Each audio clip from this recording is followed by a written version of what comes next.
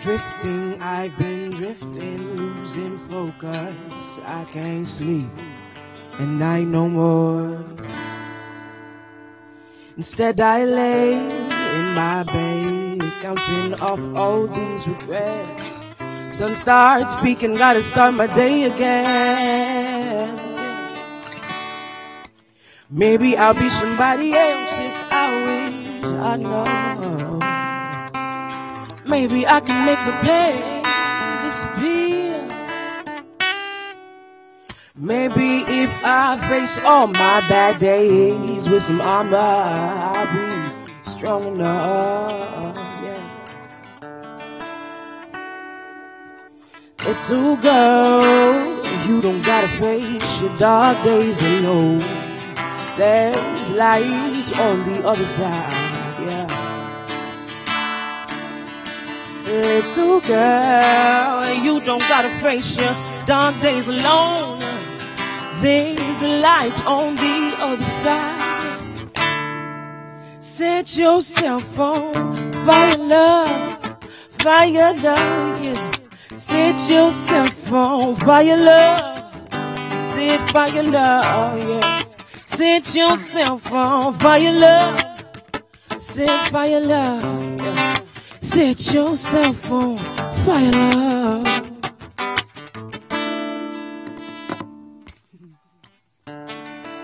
Trying to stay afloat while the world crumbles, and I wonder, what's the point of it all? Through the blood, the strange fruit, bombs and prayers, they all seem mute. What's the point of living it all? Maybe I can find love to make the time worthwhile. Maybe I could try to set the demons free.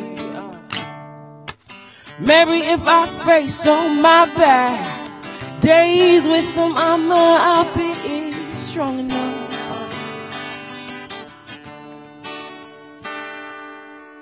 Little girl, you don't got to face your dark days alone.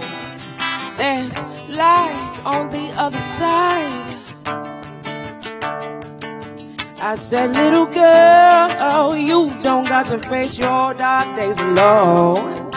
There's light on the other side.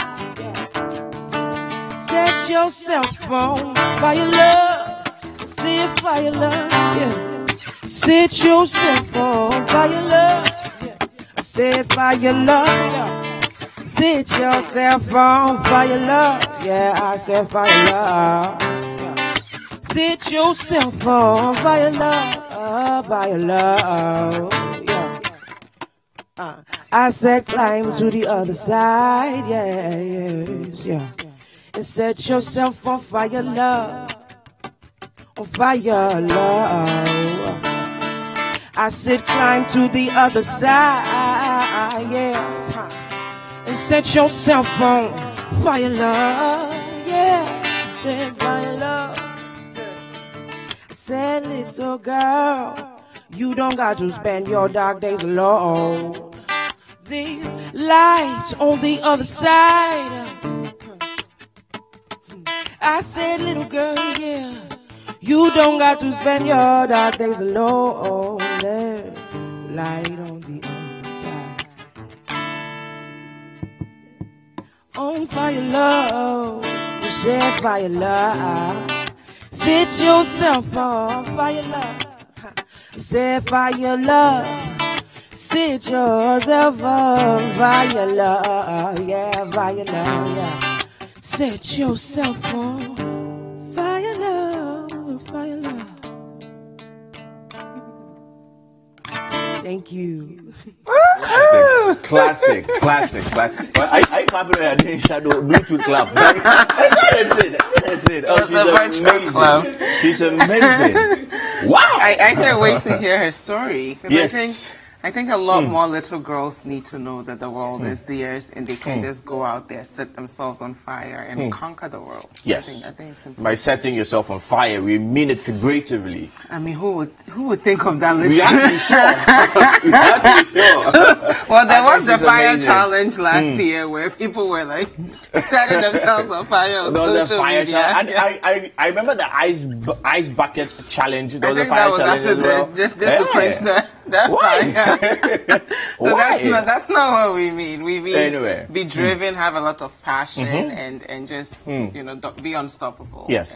Yes, I think it's a strong song that actually reflects even women empowerment. I mean, over the decades, it's been clearly reported that women have been pushed down for so long. I mean, there's been various in various households. You have the girl child doing almost everything by way of household chores, and the male child is allowed to study and the like. So to create an equal playing field for both sexes. And sometimes it could be just a personal message to yourself, right? Because I think as young girls growing up, you kind of think whatever you're going through, you're the only one experiencing it, and the world is just coming down, and almost as though you are in this world by yourself, right? So it always helps to have a big sister who will tell you that. True. It does get better, and that you will grow up and conquer the world. Yes, and also young girls who, for instance, I mean, there's that mentality, I said it before, and it's true, that growing up, there's that perception that mathematics, for instance, is for only boys. Science is usually a guy thing, and girls are supposed to do general arts. It's actually not true. There are many fantastic, science and math groups out there who are... the headmistress for the National Science and Math quiz, and she's an engineer. The quiz mistress. Yes, the quiz mistress. The headmistress. Yeah. So, no, I got you. If I got you, I did for you. But, if you had done that, I would have been like, you mean that? I would have made it very obvious. I'm really nice about it. Thank I'm you. a nice person. Thank you very much. Okay. But good morning to you guys. Thank you so much for spending your Tuesday morning with us. July, we're almost just about a few days off the month has gone July. so quick. I mean, it was only yesterday that we're doing Mama's Day of Honor. We're doing the whole family month and everything. No, middle of July. I don't know where June went to. I know. I don't know where June went. I think we skipped June. If you're born in June, celebrate your birthday next year. We skipped June. It was fast. There are a bunch of people here who were born in June. Yeah, quite a few. Well, July, we had quite a few, almost like the same May borns. So Jiffa and I were all born in May. Yes. So just a week. I think you were born a week after me. Yes. But a decade earlier, of course. I can't confirm or deny that at this time.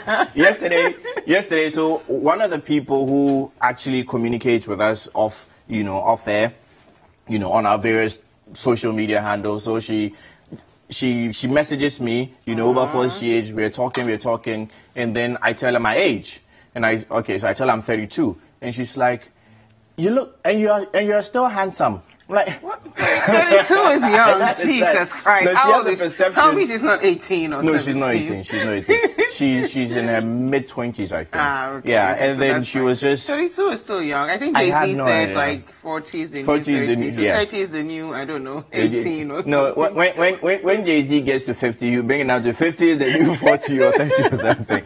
Anyway, so once again, big good morning to you guys watching out there. My name is Isaac Mercer. And I am Jifa Ekia Amatown. Okay, and this is Breakfast Daily. Breakfast Daily, definitely. On we City want to TV. keep the conversation interactive, so don't forget to join us with the hashtag Breakfast Daily, and the WhatsApp line is 0550-585-832. Now I have a quick surprise for you. Actually, I was reading an article. A car? A car? Listen. You have a big surprise for me. I'm hoping it's a gift and not some Can you mention something within my budget? So I learned yesterday that over 190,000 SHS graduates are going to miss university due to failure in mathematics. Yeah. So I figured I'd test your math and science skills. Oh, so I came in here very early. But this is ambush. I came to work very early just to torment your life. For the record, I have to make sure if you were part of the 190,000. For the record, I have a law background. I do I do law. Science. You do science and I have nothing. I haven't done science in the last 15 years. I haven't done anything maths or science in the last 15 years. I trust apart from collecting my change from the Uber driver. I believe in you. Okay? Please don't believe in me. Your ability to. Please don't believe in me. And you will not be part of the statistics. You won't be part of the 190,000. No, this is dangerous. No. No, allow me to see the question. It looks like that question. You see, okay, it's good. This was supposed to be science and math. Good. I'm happy it's not science and maths. It's general. It's general questions. Yeah. Hopefully. So this one you'll be able to get it right. Make sure the basket doesn't fall. Otherwise, I'll see all the questions. Okay, make sure the basket falls so I can see all the questions. No, I want us to do this one. I might have the wrong basket. No, it's good. You see, when I wake up every morning, I pray. Oh my God. I pray seriously that Difa should not ambush me with any questions. And God being so good, she put them in the wrong basket. I'm happy. But how do I manage to put it in the wrong basket? Do you know what we did yesterday? So it was between actually figuring out, Googling all the answers to the questions after you set them, or it was actually switching the basket. So that's what we did. So you changed the questions? No. Because when I saw two of the questions, I don't hear anymore. I saw two of the maths and science questions, and I'm like, Difa wants to embarrass me. Not for here. Not for here. Okay, so tomorrow I'll give you a day to study. I'll find, beef up your math and science skills. I'll find where you put it. The game. I'll find where you put it. It was Philip and I who changed it. It was Philip? Yeah, Philip saw the question, so I was trying to answer. And when I couldn't answer, Philip was like, if you can't answer, is it me that can't answer? So we That's why he was extra nice to me this morning. I think he was waiting for me to discover the thing you guys did. We swept you. Thanks, Philip, for the bad idea. But really, this is a national crisis. So well, we're talking about the economy and how we are poor and everything. That people can't even solve basic math. You see, initially, when I was seeing this, I was thinking, you know what, this is serious, this is strange and unacceptable. Then I decided, you know what, let me go back into time to see whether it's been an improvement or education standards are going down. And I was surprised to see that. So I went back, all the way up to 99. Those were your days. I refuse to tell us what happened in 99. Okay, so what happened in 99 was that with the WASI examination, I'm looking at it percentage-wise. I'm not even looking at the numbers. This year, the examinations, we had a 38.8% pass, or those who got between A1 to C6 in the various subjects, in the top 3 subjects, yes. English, maths, and science, integrated science. These are the ones who arguably are deemed to qualify for university. So 38.8%. But then when you go back to 99, you realize that in 99, only 5% passed, 5.79% passed. In 2000, it was 7.68%. The number even dropped further in 2001, 6.31% passed. And 2002 was 7.37%. Then 2003, 7.57%. So it's even been below. The highest percentage was, I think, 2004 when it was 11.66%. And also in 2008, we had 13.04%. So has the standards of Ghanaian education really increased or decreased? There are many factors. There's the teaching factors. There's the student factor itself, you know, as in them being able to study or to understand.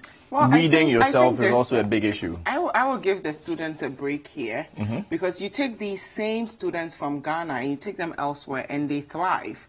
They get straight A's. They understand the topics, right? So what kind of teachers do we have in these classrooms? Are they people who are just being posted there because they need a job? Are they taking their time to actually explain the principles? Because math is a subject that if you don't really immerse yourself into it, it will just go over your head. And once you don't get the basics, you're usually lost. You're done, right? So if you don't have the right textbooks to go home, yes, it's great that you have free SHS.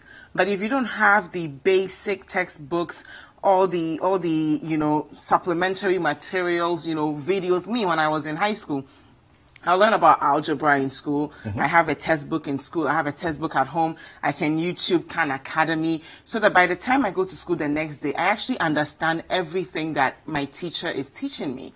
You know, but if you're placed in a classroom where sometimes a classroom of 100 students and your teacher doesn't even have one textbook, can we really say it's the students' fault that they are failing at this subject? And sometimes I've heard that our materials are even outdated, right? So really, how are we addressing this? Because these guys are the next generation. They're the people who are going to take care of us when we're too old to even walk. Yes, sometimes it's, of course, a percentage of the blame. To me, I think it's always good to apportion some form of, well, maybe not to use blame, but some form of responsibility.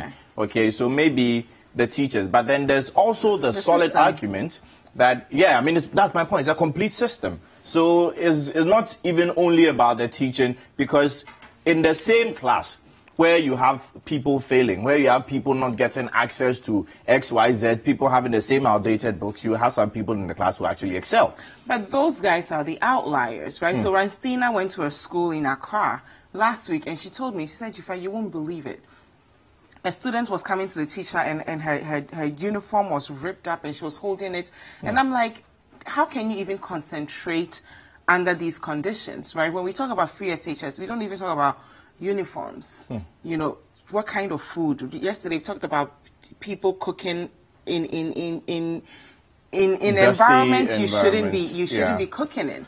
You know, so it's one thing to have the statistics and say students won't go to the university. It's another thing to step back and say, are we failing our children? Are we giving them everything they need to be globally competitive? Because we're always talking about technology and how we shouldn't only think local, we should think global. Do they have the same resources that students, even in South Africa, I'm not even going to say let's go out of Africa, students in Rwanda, South Africa, all these other African countries, are we at least giving them the same number of resources so that if they have the same thing, then we can say, we've provided you guys with everything and you're failing. Why is that?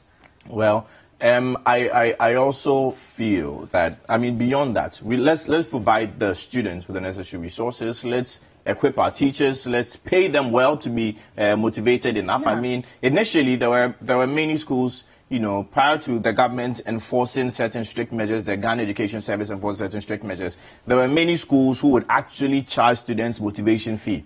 You're kidding. You understand? Yes. These are schools that were supposed to be, for instance, free education. I mean, there's the law provides free compulsory universal basic education. That's fine. But then the teachers felt like, you know what, the government is not paying us enough. And at a certain point, it was the fact that government was not paying them enough. So then they would find ways and means, because they still want to teach, they still want to keep their jobs.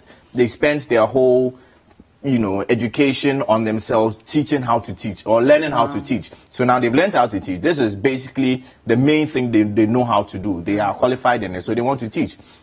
And they're not being paid enough. So what they do is that they charge motivation fee from the students. Sometimes they charge it through the PTA and all those things. And it's sad.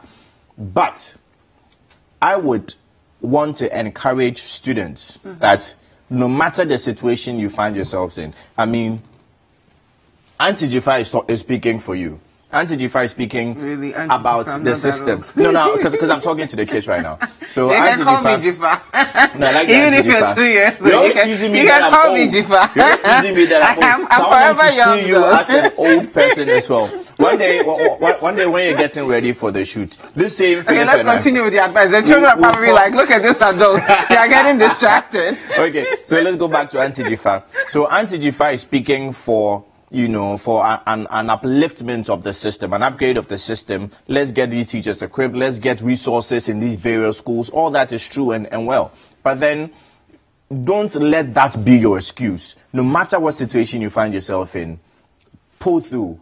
Tell yourself that, you know what, I'm not in the best of situations. Let it encourage you rather. How do you pull through the Wilberforce? Like, realistically speaking. No, we went to Jamestown last month, and there was a very brilliant man there who's offering primary education for free. And we were wondering, why are these kids not coming to school? This man he set up a beautiful community center. You can go to school for free. So we decided to just go about just a couple of blocks away from the school. Then we found kids just, you know, standing around, and we asked them, you have free education here. Why aren't you going to school? One kid actually told us his mom traveled and left him bread, that he has to sell that bread to feed himself. You know, so when you have a child, I mean, at 6 years old, that's not what I was thinking about. When you have a child who has to sell bread to buy kenke, to feed himself, education is not even on his top 5 priority list. So all I'm saying is, if we at least gave students, I don't know, breakfast, lunch, dinner, and we gave them the materials. When school closes at, I don't know what time school closes, when school closes at 3, we have after school activities that you can actually stay in school. If you're falling behind in maths, you have a volunteer. I will gladly volunteer to do that. You know, you have someone who's coming in to help you from 3 p.m. to 6 p.m. to make sure that you understand it. Then we at least actively involve in. I don't want to always talk about, because we don't have money, right? I was watching Point of View last night. One of the panelists said Ghana is broke. We are broke, but we still have human capital. And I think we need to tap into the whole model of each one, teach one. I know you will, before you won't mind taking 2 hours of your week off I already do teach. To volunteer. Yeah. You know, so we really need to put this thing down and say we're failing our students. What's the way forward? If they can't feed themselves and that's why they're not coming to school, let's solve that tick. If the teachers are not being paid well and they're overworked, let's make sure they end on time. If the teacher is supposed to close at 3, let her close at 3 and let a volunteer step in and assist the students. I used to teach GED, right? GED is just a test for people who dropped out of high school and are trying to get into college. And one thing I found with math especially is that it had a lot to do with their confidence. When they were younger, when they get something wrong, their mothers or fathers would just hate them and tell them you're stupid and you're this and that. So they were terrified of making mistakes in class, so they wouldn't even raise their hands. So when I sat down with them one-on-one, and then I told them, it's okay to fail. I'm not going to judge you. Then they were able to take risk and say, because math sometimes it's not about the answer. It's really about you actually understanding how you get to the answer. Equation. You know, but if you force a child and you're beating them up, you're dumb, you're stupid because they got the answer wrong. You're not even focusing on where they got the answer wrong. Then you're messing with the child's confidence, and then they'll grow up and think math and science, you know, they are reserved for the aliens or the nerds of our society, and that's not the case. You did science. The glasses and you're here. No, I mean, yes, I hadn't. You see, the thing is that I'm saying that let us fix. And I'm not saying this for you to agree with me. No, I'm saying let us fix the systems. Let's fix the systems. Let's ensure that, for instance, I mean, there's some situations that are close to impossible for a child to study in. For instance, the bread selling child you met. So after selling bread, maybe you go home and then let's say he's in the Jamestown area. Then the father will say, let's go fishing. Then from the fishing, you come home, you have to do some chores in the house. All those things are a bit killing. Yeah. But then there are many fine people in our society, many success stories in our society that also grew up selling tomatoes, selling this, selling that. But then they grew up to be successful. So I'm just saying that, irrespective, you see, let's fix the system. That's true. But we haven't fixed the system. The children should not use this as an excuse. Years, we have not fixed the system. And these same children will leave this country and thrive. It's true. Do you get me? So it's not fair to say, it's like politicians saying doctors should have become footballers if they wanted to make money. You shouldn't put a child through that. They are children. Do you get me? You shouldn't. We need a lot more community centers. But then in the situation where the child is already in there, in the situation where, let's take the community center example. It's true we need community centers, but in the situation where the community center cannot be built then today, we've failed them. We have failed them. Because we're adults now. Yes, we have failed them. You can say, I can't provide you bread, so it's true. Or not, let me not use bread. I can't give you vegetables and food. So I'm talking about kwashiorkor, you know, like, so you should eat gari. Yeah. As a mother, I should be able to provide you a healthy meal. And I shouldn't tell you that, well, you have to make do with gari. Okay, accepted. We failed them. Everyone has failed these children. So what's the way forward? How do we not fail them again? Yes. Beyond not failing them, I'm going beyond not failing them. How can you go beyond not failing them? If you fail math, how can you go beyond failing math? You have to fix the math. Sometimes, I'm just saying, sometimes you use your lemons to make lemonade. You understand? You use your bad situations to turn into something positive. Okay. That's what I'm saying, is that, take me for instance, when my parents were paying my fees, I wasn't serious in school. That's the truth. But then when I got to a point where I started paying myself for education and things were tough, then I started studying. So I'm saying sometimes you use the tough situation to rather motivate you that, you know what, I don't want to be in this tough situation anymore. I want to be better. I want to live a life that I will not have to be in this situation anymore. And to get there, I need to study no matter how difficult things are. So sometimes do not let the fact that we have failed you bring you down. Let it encourage you. And that being said, I'm saying that also as parents, as teachers, as government, let us not fail these people and expect them to just pull a miracle. That's all I'm saying. That's all I'm saying. Okay. I'll let you have it. But all I'm saying to all of us is we cannot expect to widen the tax gap, right? Like right now, as it stands, I think only 1.5 Ghanaians actually paying taxes, and we're almost 30 million. So if we're not, if children are failing math, and most of them are going to end up in the informal sector, the burden is now going to be on us. So we need to do right by them so that more of them can join the formal sector, and we can tax them properly. Okay, so this thing we're talking about starts from primary school, but then by the time they are in university, we are going to pay for it if we don't find ways to include them in the formal sector. But you guys let us know your thoughts on it. 190,000 students failed maths in high school, right? And as a result, they may or may not even get into a university. Use the hashtag Breakfast Daily. Yes, and the WhatsApp line 0550-585-832. Send us your messages and we shall read them in the course of the program. And I promise to quiz them on maths tomorrow, just to make sure that hide the papers again. Don't go anywhere. News review is next. We'll be right back.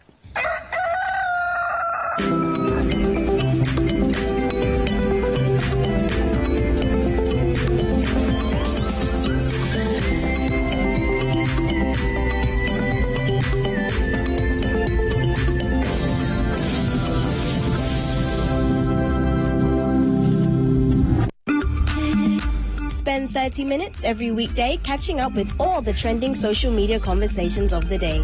If you tweet it, we'll read it. We might just even Skype you. Just, no matter your situation, you can rise to the top. Absolutely. You really and can. It's interesting that he wrote this article on the 17th of June, and on the 18th of June, yesterday, he actually scored 2 goals in the Belgium World Cup meet. 30 minutes is all it takes, so use the hashtag 30minutes on social media to catch our attention.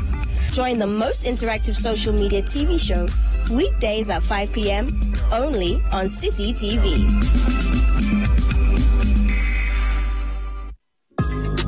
Every Thursday night on City TV, you're welcome to join women from different backgrounds and opinions as they weigh in on your relationship issues.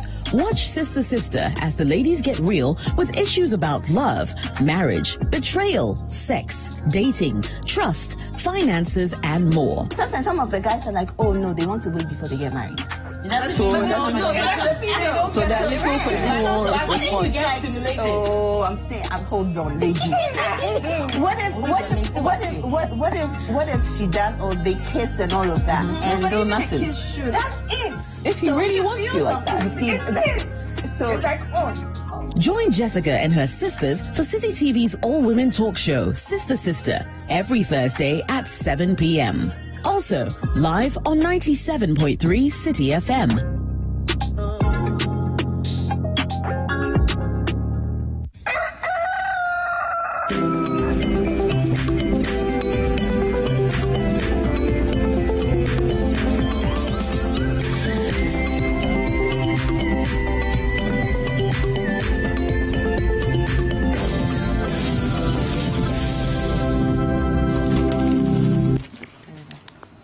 Okay, welcome back to Breakfast Daily. Now it's time for the news review segment for today. And before we introduce our guest, we will just take a look at some of the stories making the front pages out there, starting with the Daily Graphic. Yes, so the Daily Graphic says, review NHIS financing module to prevent collapse. That is coming from Dr. Ano, and he is the Chief Executive of NHIA. That story is on pages 32 and 33.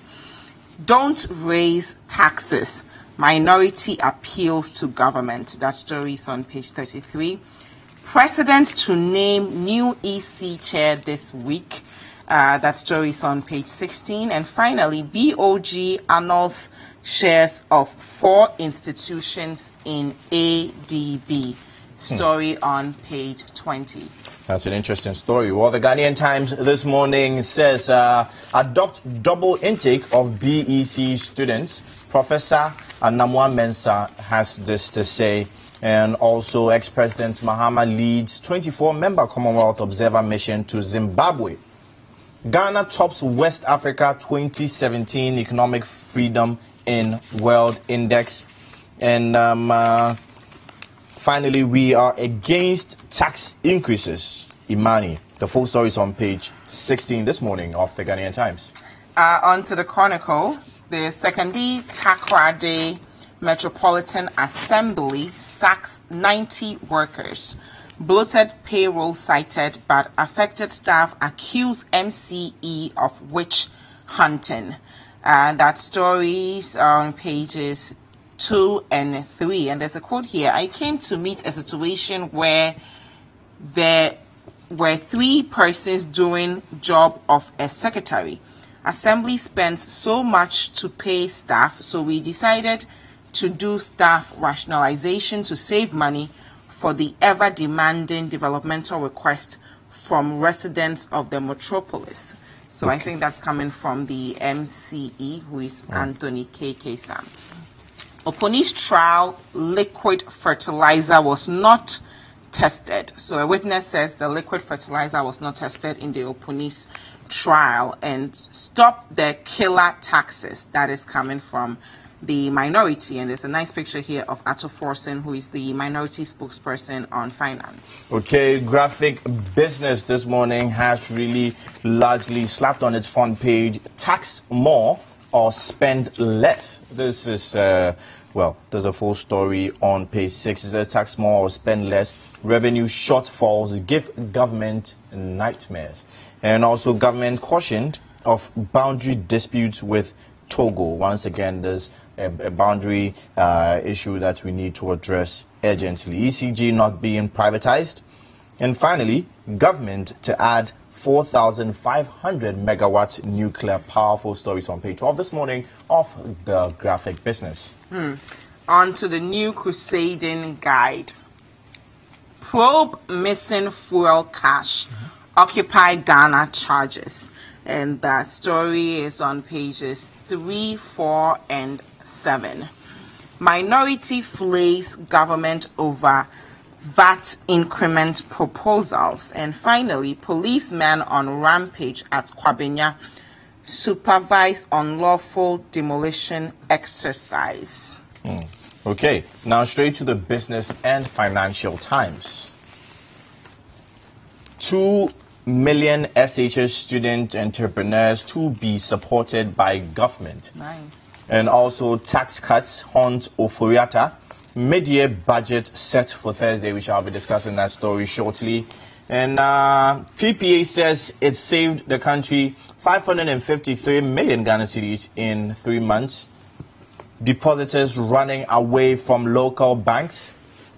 And finally, BOG capping bank couples tenure hailed. So that's what we have on the front page this morning of the Business and Financial Times. In the Today newspaper, Ghana's economy doomed. That story is on page 3, and they have a picture of the finance minister looking a bit worried on the front page. Oponi trial begins. Another picture of Dr. Oponi also looking worried. Lotto marketers apologize to NLA boss. Okay. And, well, I think that's all we have this morning. Or the Economy Times. Okay, let me just read the Economy Times really quickly. The front page of the Economy Times has it here that government begins implementing energy sector cash waterfall mechanism. And also, government shows commitment to cap budget deficit at 5%. And finally, energy experts speak on ECG deal. Okay. So I guess that's all we have this morning? That's Super. all we have. Okay, so we'll just introduce our guest for this morning. We are indeed expecting Honorable Hassan Suhini. He's a member of parliament for Tamale North. However, we have been joined by Honorable Andrew Egyapa Mercer. He's the Honorable Member of Parliament for Sekondi. Good morning and welcome to Breakfast Daily. Good morning. It's always an honor to have you. By the grace of God, I'm good. Okay. Yourself? We are doing great. I realize you used the double honorable, and that necessarily is a negation. Okay. See, he also has a science maths background. Negative. Okay. Should we quiz you in maths? No, not at all. Okay. So we should start with a story on the issue of taxation and possible taxation. So we are hearing that the economy is doomed and the likes. This is in anticipation of the mid-year budget review. So I'm going to read from page 16 of the Ghanaian Times this morning. So Imani Ghana is saying we are against tax increases. Now, policy think tank Imani has kicked against the speculated tax increment in the upcoming mid-year budget review. Now, according to founding president and CEO of Imani Africa, Franklin Kujo, the wastage in the system could be saved to fund programs instead of increasing the burden on Ghanaians. And we are also told that the president has called for a cabinet meeting, an emergency cabinet meeting today to discuss the possibility of these tax increases amongst others. So let's start with that particular discussion. Good morning to our cherished viewers this morning. I don't know where people are getting their information from, because I haven't heard anybody in government say that there's going to be increase in taxes. I haven't heard that phrase. What I've heard, at least the Deputy Minister of Information communicating, is that government is going to introduce new revenue measures. Could be cut in waste, could be increase in taxes, could be some broadening of the tax net. But the focus is to suggest to the people of Ghana that government says it's going to increase taxes. Have you heard anybody say that? Because when I read the graphic of yesterday, you see, the Ministry of Finance, yes, is responsible for managing our finances. They prepare the budget. But they don't work for themselves. The Minister of Finance is accountable to His Excellency the President. So whatever ultimate decision has to be taken has to come from His Excellency the President. I understand that conclusions were not reached last week when they held the cabinet meeting. And so there's going to be a cabinet meeting today. People have tagged it emergency cabinet meeting. Where it's coming from, I don't know. But there's going to be a cabinet meeting where some definitive decisions will be made on the way forward in improving our revenue generation capacity to fund the many programs that the people of Ghana so desire. Okay, but consistent with our nature, we like the speculation. You know, and people are throwing out all sorts of things as if to say this is some insensitive government that is bent on taxing the people dry. Meanwhile, the facts on the ground do not support it. This government has abolished at least 15 taxes since it came into government. Now, the people who rather imposed in excess of 10 taxes during their tenure are the ones who are crying foul. You don't get it. The two-faced inconsistencies are too much. Of course, I do not know what is going to be contained in the review budget that is going to come, I believe, on Thursday. But whatever it is, I believe that there will be justification if indeed there are some new tax proposals. And to be honest, I don't know. And yesterday, the minister himself confirmed during the graphic interview that, look, until he presents the budget in Parliament, he himself is not in a position to confirm what is going to be contained in there. Yes, some background work has been done, some figures have been collated, computed, some scenarios by all means would have been looked at. But the final decision rests with His Excellency the President, and that decision has not been taken. Interesting. But I guess that the more exciting the space is, you know, the better for media and some other persons to you know. Well, it's not an issue about an exciting space per se. It's an issue about concern of the ordinary Ghanaian. So we, of course, communicate the concerns of the ordinary Ghanaian. I agree that the media should have concerns. So you understand that Ghanaians are concerned. But in a situation where nothing has been put across, you recall last year, just about the same time, the NDC held their so-called breakfast meeting. Whether they've now turned to Full Gospel Businessmen's Fellowship, I don't know. And put out all sorts of things. It never happened. Did it? So why am I supposed to believe them this time around? And I'm prepared to have a debate when the minister puts out the budget review. And whatever proposals that are contained in there, we will talk about it. I don't have a problem at all.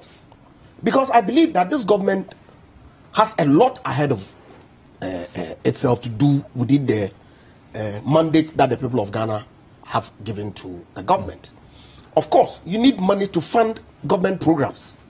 There are several ways of doing it. There's a lot of wastage in our system. We all agree. And that's why the public procurement in the past 18 months have rejected proposals that have gone to the PPA on sole sourcing. That clearly is savings. Because if they haven't rejected them and they had gone through, the cost would have been on us. So there are measures that are being taken. But as always, it's not enough. I agree. And I'm not going to sit here and sing praises when really, I mean, yeah, we all agree. There are leakages. There's still some element of corruption in the system. But it takes time. We have inherited a country that has been battered, to say the least. Economic mess. When my brothers on the other side took over the governance of this country, we had weaned ourselves completely from IMF control. Within the tenure of the 8 years, what did they do? They themselves admit that they have to go to IMF for policy credibility. What does it say? That we are unable to manage the economy and so, well, we need to go and seek assistance from the IMF. Over 8 years. Now a new government comes, fixing the mess that you created over 8 years, and you expect him to do magic in 18 months.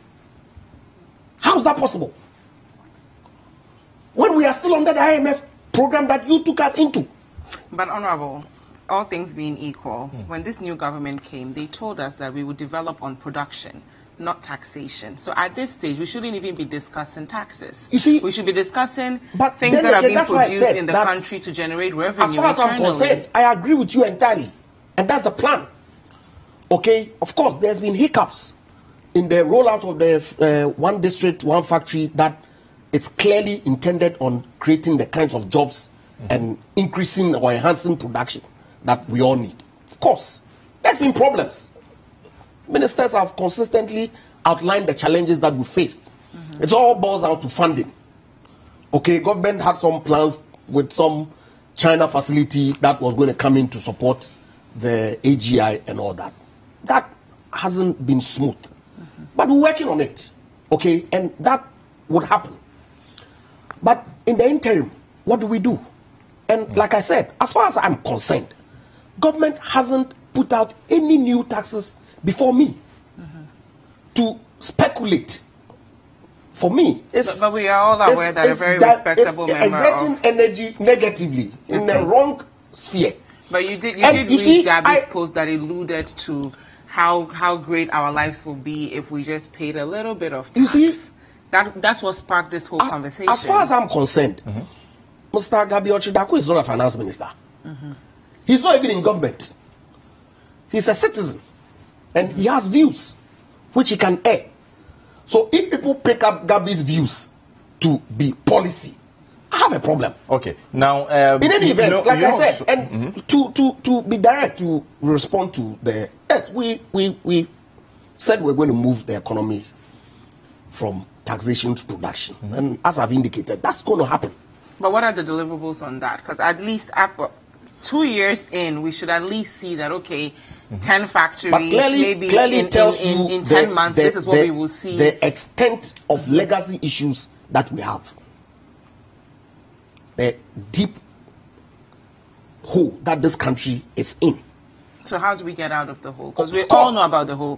Just a couple of decades ago, we called ourselves a highly indebted poor country, right? And we're making headway. So how do we transform our economy to a point where we are not taxing the general public? It's already bad enough that fuel prices are off the roof. But you know that under the deregulated regime that I support, even though it wasn't this government that introduced it. Yes, market forces ought to determine the prices of agricultural products. We don't experience a complete deregulation. You're 100% because of based on the taxes, the numerous taxes that we have placed on petroleum. So I don't even want us to discuss the deregulation issue right now. Rudy, you can go on.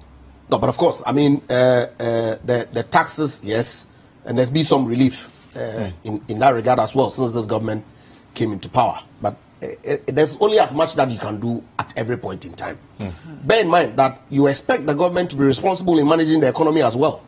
Yes. And so if we came and said that, look, and of course, how else is government going to fund its programs? For you and I. Internally generated revenue. Of course. So what's the status on that? And that's taxes.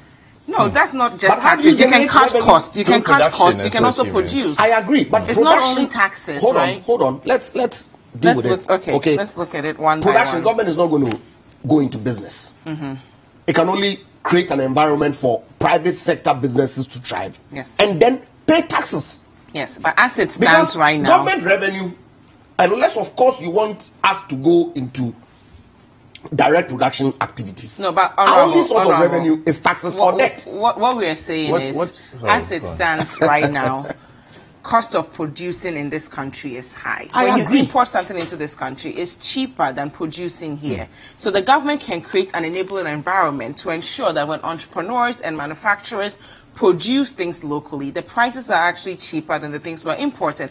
That's a way to at least generate revenue internally. What's the status on that? You know that as we speak, okay, interest rates, that cost of funding that businesses would need to produce has seen a downward trend. And like I said, look, we are not out of the woods. We haven't gotten to utopia, no.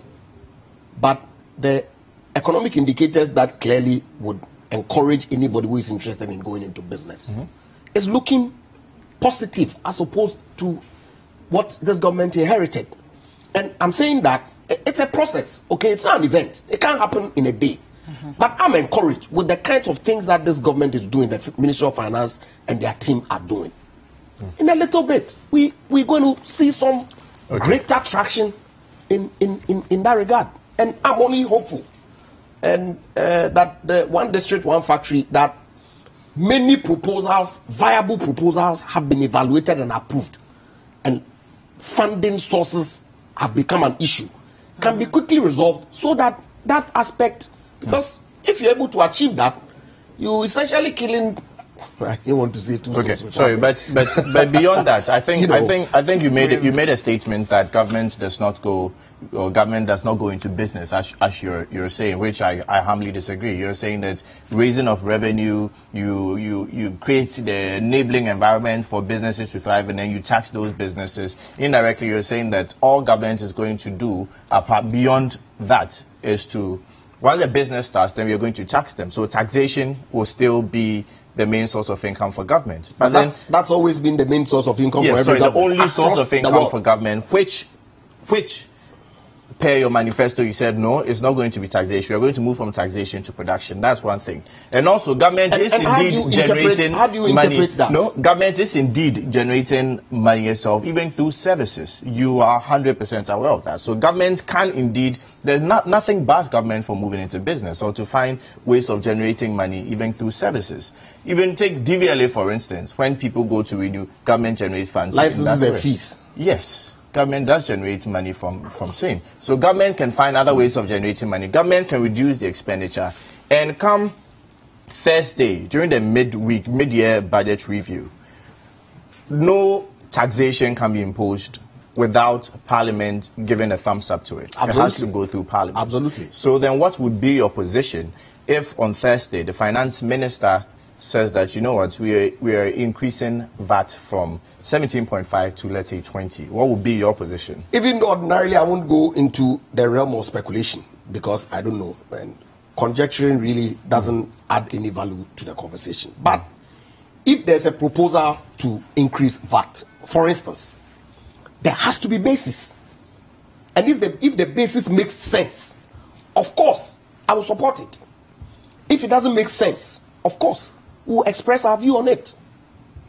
That's what's going to happen. That's what we are elected to do. Okay? The minister can't just come and say, I've increased VAT from 15% to 17.5%, for instance,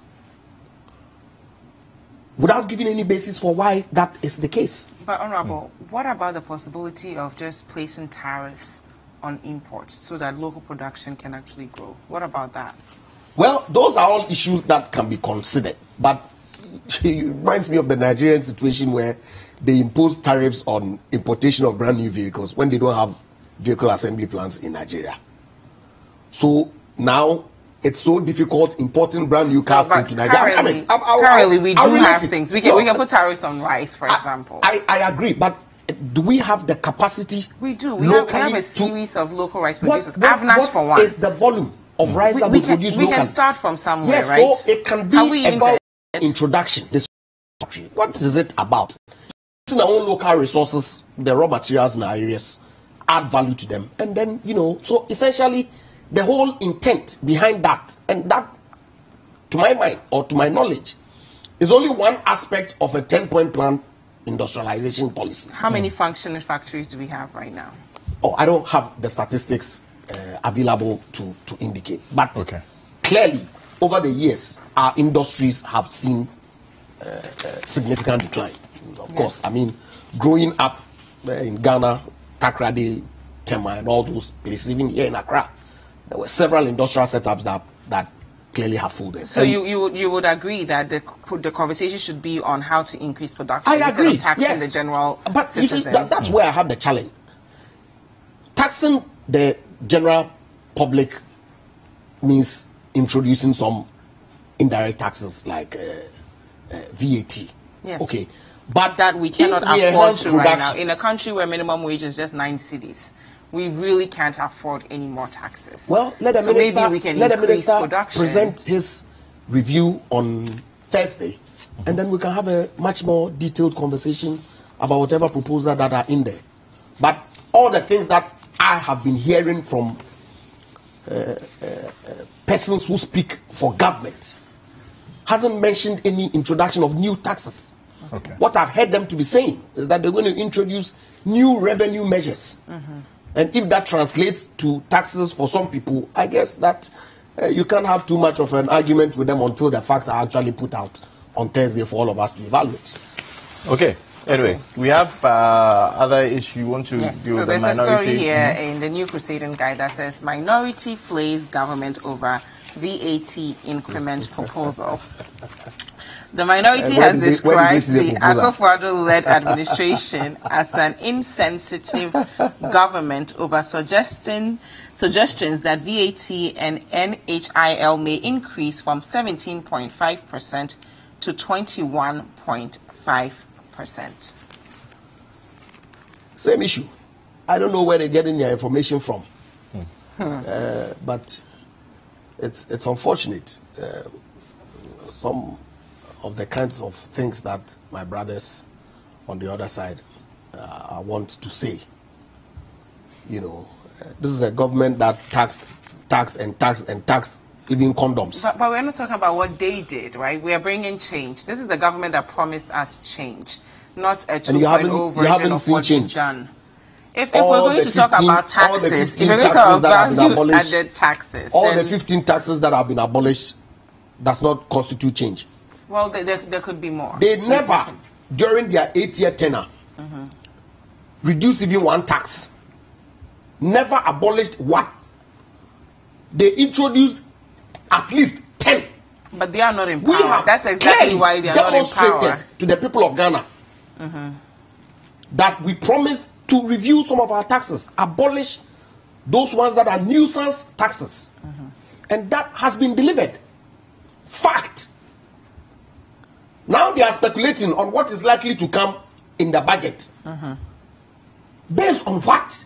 Well, they have here that I'll just read it. At this point, we wish to remind Ghanaians that the 2.5 VAT proceeds that accrues to the Ghana Infrastructure and Investment Fund has already been committed to finance the program as part of the 2017 and 2018 budget. This is another clear example of also channeling non-oil revenues into consumption and away for investment. So another thing they are talking about is the fact that we're not investing the money we have, we're just spending. You see, it's strange, the kind of arguments that sometimes my friends in the NBC make.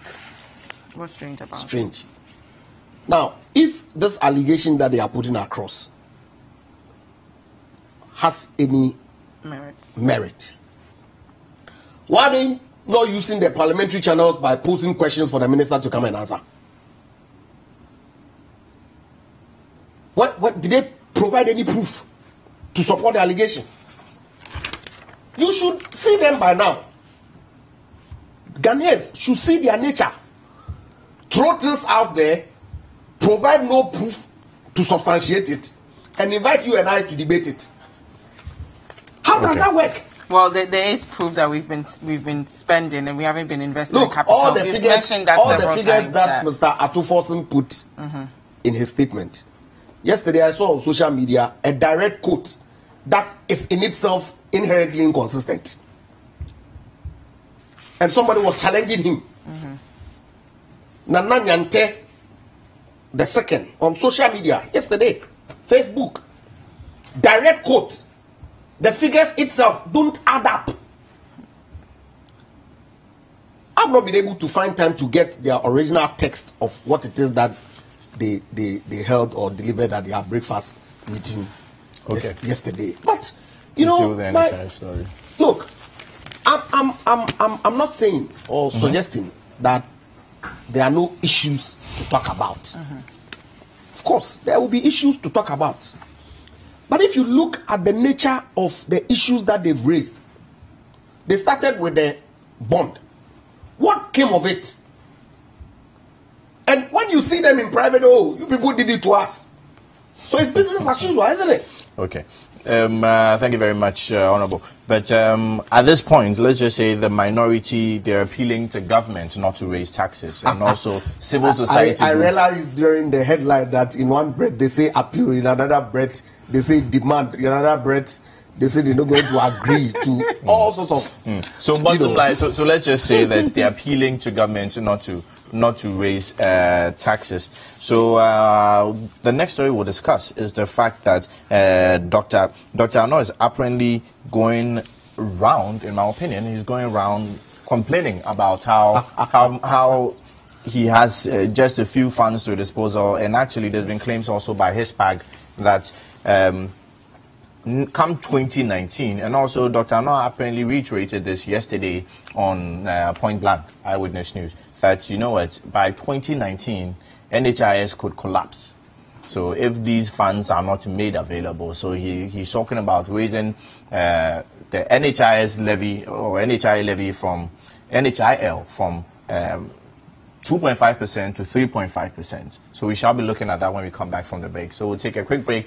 Keep your messages coming through #BreakfastDaily, or you can send it to us via WhatsApp on the number 0550-585-832. Do not go anywhere. We'll be right back.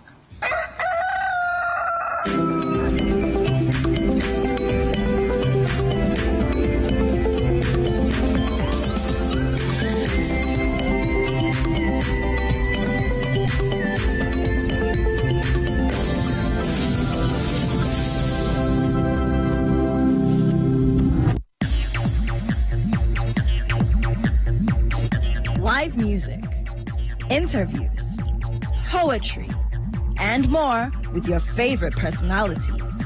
Be our guest on Saturdays from 2 to 4 p.m. for the most exciting moments on TV.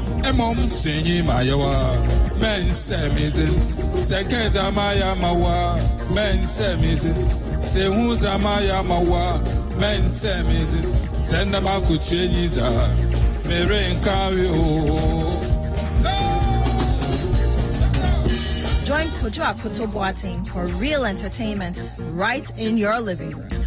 Saturday Live on City TV and City 97.3 FM.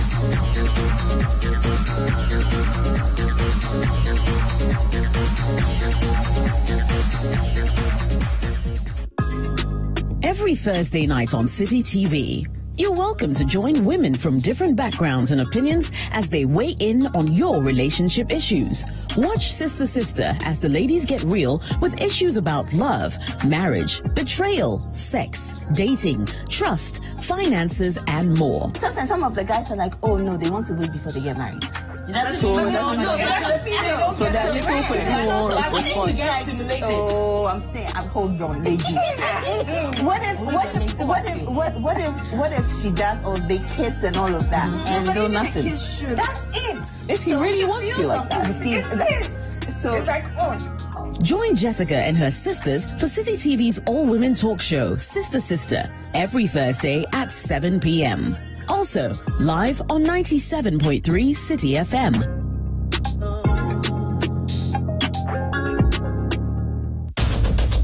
Tune in to The Point of View, Mondays and Wednesdays at 9 p.m. as Bernard Avlet takes the news further.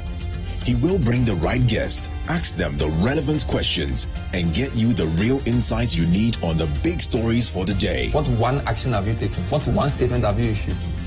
Well, we've been issuing statements, even this... on the specific issue of... This very one. Of no bed syndrome. Since you are saying that you've heard this before. Well, we keep talking.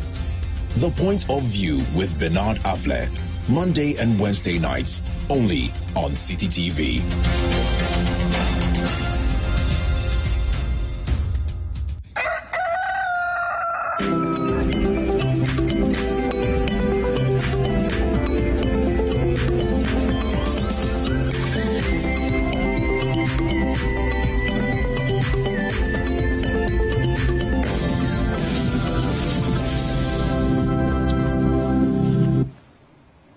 Welcome back. This is Breakfast Daily. Thank you so much for spending your morning with us. Now, we've received a bunch of messages from you guys that I'm going to read briefly. So, Filippo Crabre Kasam says, watching you live here inside Master Dan Broka Kente Thread Shop. Nice presentation this morning.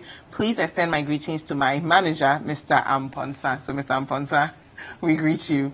Dr. Abedi says, good morning, champion host. There's nothing like VAT increment in the media review. On Thursday, the noisy minority shall be ashamed once again. But I can't really think far. Why is this minority behaving like this?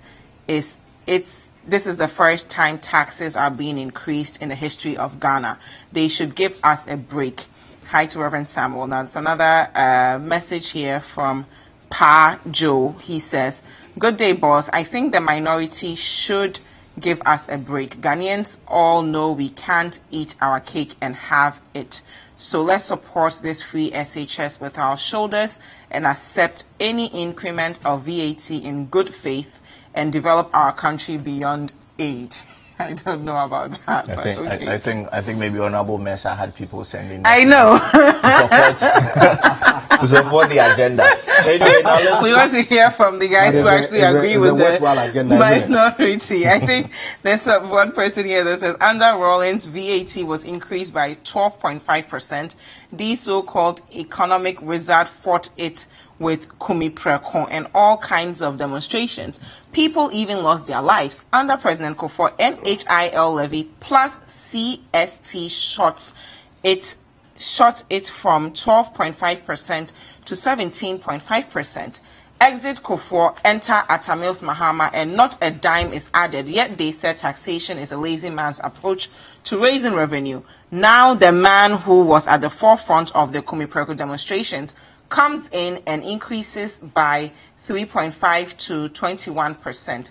So, who is the lazy man here? That is coming from Ni from Kaswa.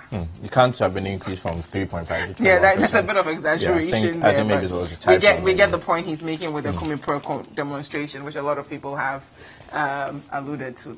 I don't even know why people are raising that as an issue.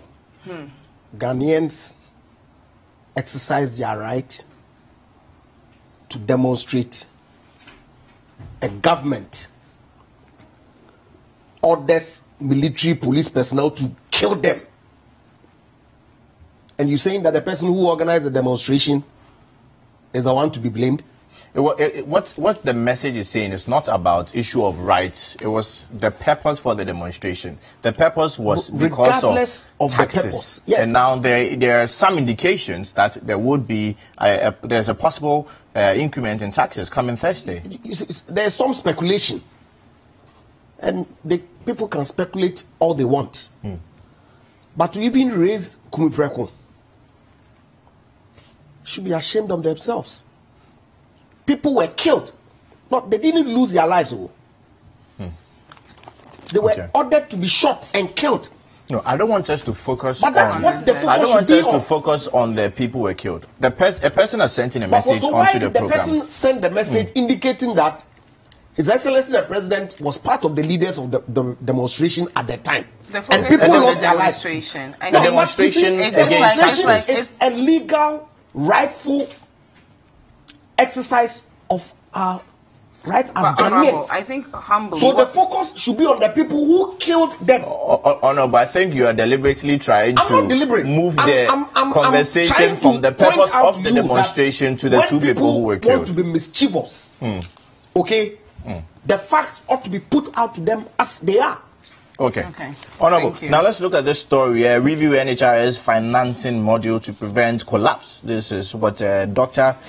Samuel Ano is saying. So the Chief Executive Officer of the National Health Insurance Authority, Dr. Samuel Ano, has underscored the need for the country to take a serious look at the financing module of the NHIS to prevent it from collapse. So he is more or less requesting for 2.5% to 3.5% in the National Health Insurance Levy, and additionally, he wants 1% of the Ghana Infrastructure Fund, and also 20% of communications taxes to come to the National Health Insurance Authority, or to come to the scheme. So what I'm seeing here is, taking a step back, what I'm seeing here is Dr. Samuel Ano moving from place to place. He went to see Chief Imam. He's been to quite a few media houses already. Yesterday, him and his entourage went to the Daily Graphic, and he's campaigning for an increase in, allocations, financial allocation to the authority. Now, it seems to suggest that maybe come Thursday, there would be such an allocation for the NHIA, which he may be pre-justifying it before it's actually happened. But the point is, why go to all these places when you have an employer, when you have a finance minister, you have all these who are closer to you, they appointed you more or less. You have an appointer, then you decide to move around. We understand. Bottom line is that 2019, HISPAC is saying the Health Service Providers Association, they're saying that, Health Insurance Service Providers Association said that by 2019, without the money, it is failing. I suspect that he is using moral suasion, to get government to, as it were, accede to their request of whatever proposals that they've presented to government. It may be a good strategy, I don't know, but I guess that we all know the value that the NHIS has brought to many of our people. Of course, I know my constituents and their reliance, majority of them's reliance on the National Health Insurance Scheme. Clearly, it's a good policy. It's a pro-poor policy that was introduced by His Excellency John Kufuor's government. And over the years, they've had some funding challenges. Thankfully, now they are not focusing on rebranding and all those kinds of things that were done in the past. But clearly, the numbers have risen. And so we need to find a way to, as it were, provide them with the needed resources to enable them provide the services that we need. It's rather unfortunate that I would have thought that, the focus would have been on preventive, health, education and all those things to, as it were, bring the cost down. But I guess that it's not mutually exclusive. They still have bills that are being racked up There's some fraud that has been reported from some service providers. And yesterday I bumped into Dr. Ano at Asempa. He had just finished the show, and he clearly outlined some sanctions regime that was going to be enforced strictly to ensure that service providers... By way of audit. Yeah, absolutely. Do not take undue advantage of the system. I don't know what proposal they've submitted to government, but clearly, if you read the story, these are requests that they have made. I guess that if they make a case for why it is that this has to be done, the appropriate realignment will have to be made. Because we can't afford to have this NHIS policy fail. We need to do whatever it takes, to ensure that it is adequately funded. Thankfully, this government has, paid significant outstanding obligations that they inherited, to the service providers. And so I guess that going forward, in order for us not to relapse into a spirit of indebtedness and backlog in payment of sorry, but as much as we are made, I guess that there's a story here. Oh, you've mentioned it. Yeah, about his pack. Yeah, they're particularly interested in perhaps the government considering allocating 1% of the petroleum revenue to the fund. Is that something that the government will be willing to consider? Well, I like I said, the finance minister will have to make the ultimate proposals to His Excellency the President and Cabinet to consider. As I sit here, I do not have any briefing as to what proposals have been contained in the media review, if any, for the consideration of Cabinet. But of course, it's only 2 days away.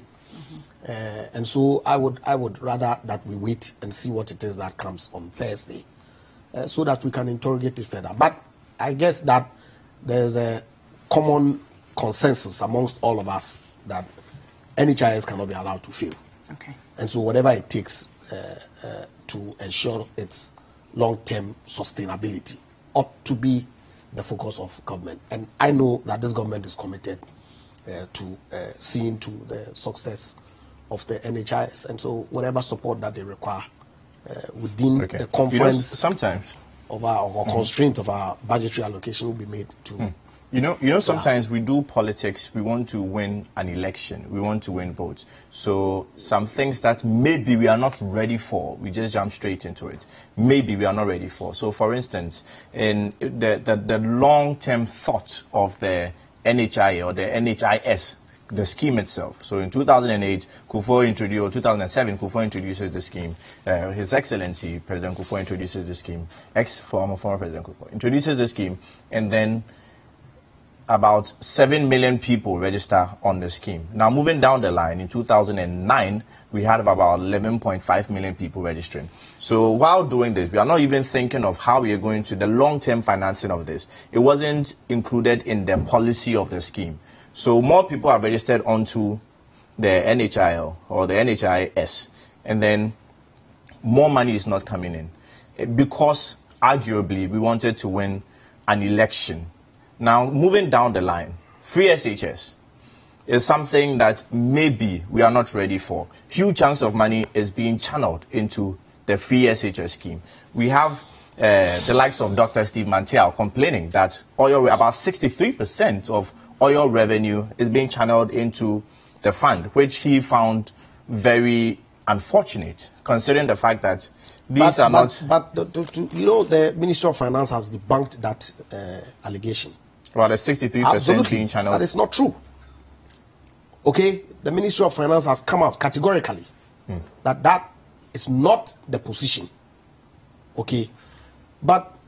I don't know whether you finished your question. What the ministry said, what the information minister said is that the 63% is 63% of the amount that has been used so far, not amount allocated for projects. So the entire amount that has been allocated does not constitute 63% going into free SHS fund.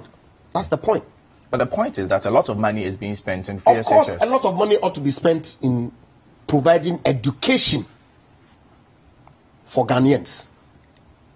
Okay, the risk or the opportunity cost of not educating almost 100,000 Ghanaians up to SHS level is that you have in 10 years 1 million Ghanaians who are, if you like, well, I don't want to use the word, but is that what we want as a country? Look, Honorable, to be fair, I don't want you to go on with this line of thought, because to be fair, what we are saying is that not that the education should not be free, but then let's move to means testing.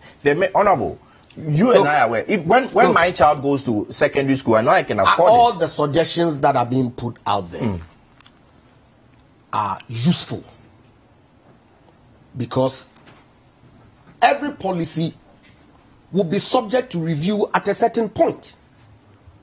So the decision that was taken by the ministry and by extension government was to do wholesale.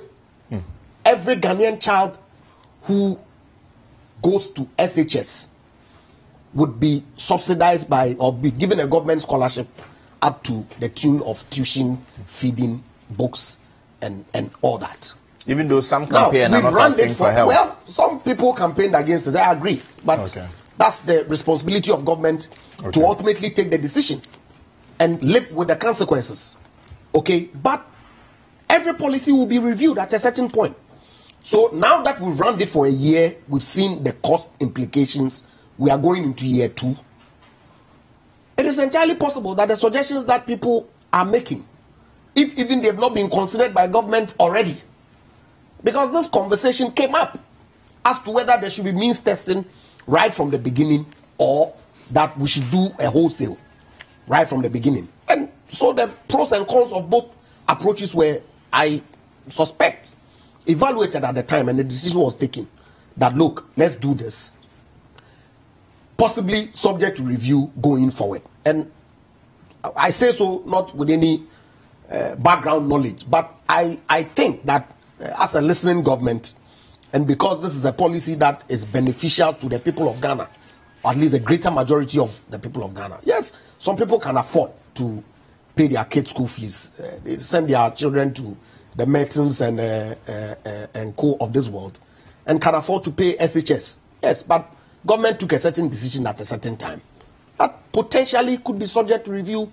going forward. So I welcome all the suggestions that people are making. I'm sure that government will take it all up in good faith, and if there is a need to do a review, that will be done so that, you know, we can sustain it for the longer term for the benefit of our people. Because for me, look, we all know what education has done for some of us, and if we have a pyramid where as we go up the educational ladder, is only a smaller number of people who get to the top, clearly the base would be big, and the issues that we have as a country would be there. But Honorable, when it comes to education, should the focus be on quantity or quality? For example, both. How do we evaluate the quality of education we're providing if we are wholesaling it? It has to be both. And so measures ought to be put in place to ensure that you educate everybody with some level of quality that is acceptable.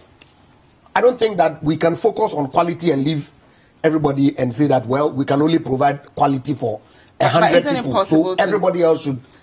Isn't it possible to say those who can afford it, bring in whatever financial statements you need to bring in, and that's fine. That we focus on providing quality education for those children who don't have even food to eat, a uniform to wear, as opposed to just saying one size fits all. But of course, the policy, if you've seen the documentation, clearly focuses on both quality education for all. And that's what it is. Of course, there's been implementation challenges. I agree. We cannot pretend to be ostriches. There have been issues. But those issues have been gradually resolved as we go along. And I am fully for every single Ghanaian child going to school up to at least 18 years. Because the value in there, you cannot quantify it. As opposed to leaving people 13, 14-year-olds to sell. Come on. We drive on the streets and we see. It's not healthy. It's not good for the future of this country. So let us support it. By all means, let's throw in suggestions that will make it better. And that's what I expect from my friends all the time. Constructive criticism is good. Okay. Now, I want us to look at this next story. President to name new EC chair this week. I'm reading from page 16 of the Daily Graphic this morning. It says, barring any later hurdle, President Nana Addo Dankwa Akufo-Addo will announce a new chairperson for the Electoral Commission this week. Now, 2 deputies will also be named. The source close to the presidency told the Daily Graphic that a final decision was yet to be made on a 4th appointee. I'm not certain that the law allows for a 4th appointee. Asked if the public would be satisfied with the president's choice, well, the source said, by and large, the public will accept the name. So I think some names have been put out there, according to the Daily Graphic. But there's been cause for concern where people are making, certain indications that there's a case before the courts already. Abdul Malik Kwekubako, amongst others, Fafali, amongst others, they've taken the case. There are 2 suits in courts pending or seeking the interpretation of Article 146 on stated misbehavior and the likes and incompetence. So maybe the president should wait for the determination by the court. When there is no injunction restraining him from taking a decision, he should wait. You feel the president should appoint immediately. People are concerned. Per the report, people are wondering why the rush. Almost as if maybe he had a name in mind already before the removal of Charlotte's hair. You see, people have sought to impugn all sorts of motives. And yesterday evening, I was reading a piece by Manasseh. I was very disappointed. Trying to draw parallels in some actions that the Excellency President has taken. And look, I've said it here the last time when we came here, that yes, people had issues with Mrs. Hosse's appointment. People did.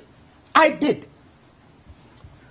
But the person who is mandated by the Constitution to make appointments to that office went ahead to make the appointment. And everybody held his peace and went with her through until 2016 general election. We won the election. So what really is our issue? But all the internal wrangling, the allegations that they themselves were making against themselves internally, you are saying what was orchestrated by the NPP government. We held Amadou Sule's hand to pen those allegations. We held Mrs. Hosse's hand to write to Yoko lodging a complaint against her people. And so because we had issues with her appointment and raised questions, there should be no action when a petition for her removal under the Constitution is put before the president. I don't get it. So let them blame themselves. And if they have any quarrels, they should quarrel with the petitioners. The lawyer for the petitioner, you know the relationship that we all had, she had with Mrs. Osei. He was also engaged by the MPP to do the petition on behalf of the clients. Let's not dwell on the absurd. Because, look, we all say we believe in rules. A country of rule of law. And I have an authority that it was a hard decision for His Excellency the President to take. You understand? But we are where we are. Okay?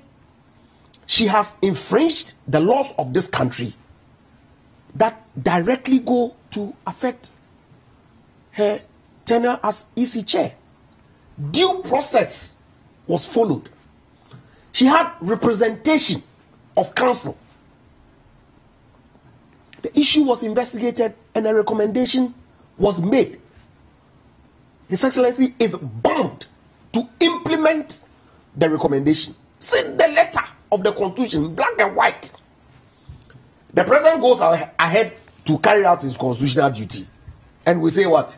It's a grand scheme to remove Mrs. Osei? For what purpose?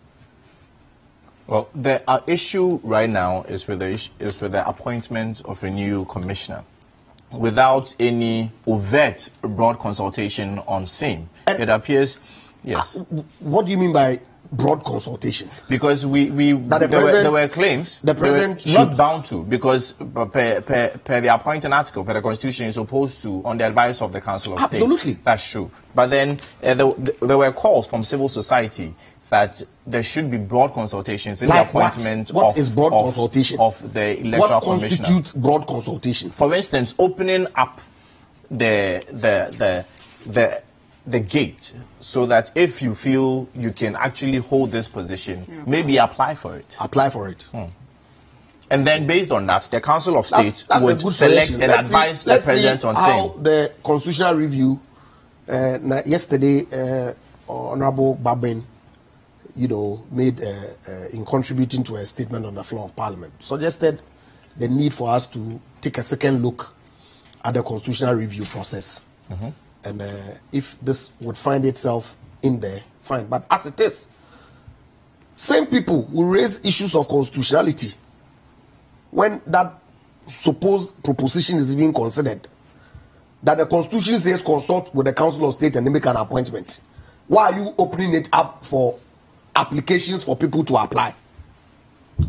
Everything you do, people will talk.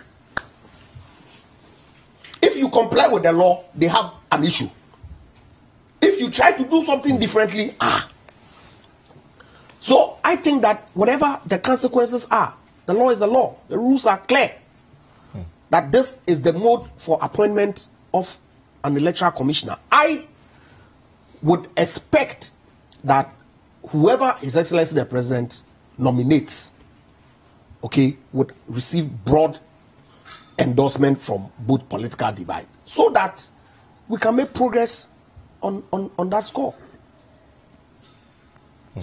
Okay, so we'll take your final comments on anything we discussed so far, unless if I ask a question. Okay, so we'll take your final comments on anything pressing that you find that we discussed. Especially so with that's a part of an interview that I do not like. Why? Because the issues are okay. So you can address the VAT, because I think that's more pressing. No, I think that we all have to wait patiently for the finance minister to submit his media review to Parliament. Indeed, there is no requirement even for him to put out new proposals, like he did last year, that my friends in the minority had an issue with. The law requires him to give an account, give a status report, if you like, of the state's finances. And if you think that you need some more money to expend, bring it up for approval at that point. So that's the exercise that he's going to undertake. And so if he doesn't think that he requires any additional money or any new initiatives to fund, there will be no issue. But of course, reading the graphic from yesterday, where he clearly indicated that there are some interesting and good policy initiatives that will be contained in the budget. I'm media review, I'm hopeful, ever positive, because I think that this government is doing excellent in the management of our economy. There are challenges, yes. It will take time for us to fix the fundamentals, which have largely been done, and that the sky really is the limit. And the president's vision for taking this country beyond aid is clearly on course. And so I would await the budget review on Thursday, and then if there are any issues that require interrogation, we'll be prepared to assist by providing further information for the people of Ghana to appreciate what it is that the issues really are. Yeah. Okay. I think we'll just read a few messages before we go on. But remember, you can send your messages via WhatsApp on 0550-585-832 or the hashtag Breakfast Daily on all social media platforms. Now let's look at Walanyo Inakwichia says, what's the essence of the minority organizing a press conference for a budget which is yet to be read? Are they soothsayers that they know the content of the budget, or they are predicting? I may tell them they are failing as a minority in Parliament. They know how to see afar, or maybe consulting malams, but they didn't know their massive defeat, popularly known as UNAPO, and 44.4% is on their neck. Is this to a credible and responsible opposition? Okay, interesting. Well, let's see another message here. Kakari Jemfi says, so when will these people have a neutral view on national issues without being political? Prosperity is, okay, I think we meant posterity, is watching and will judge them in due course.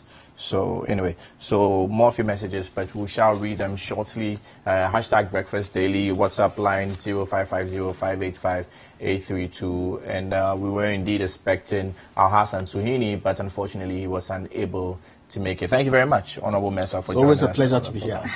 Thank you. Up next, we're going to discuss the national budget, home and abroad. Okay, so we have a very brilliant gentleman with us, Dr. Sharif Mohammed Khalid, who is going to help us really understand our local budget and what goes on abroad. Do not go anywhere. Breakfast Daily continues.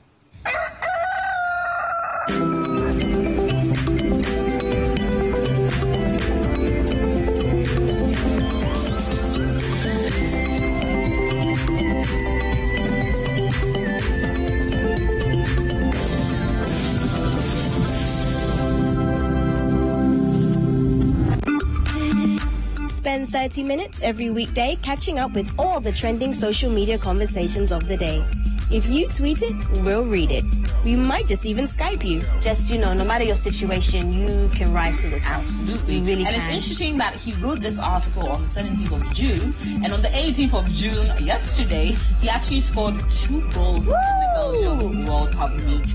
30 minutes is all it takes, so use the hashtag 30minutes on social media to catch our attention. Join the most interactive social media TV show weekdays at 5 p.m. only on City TV.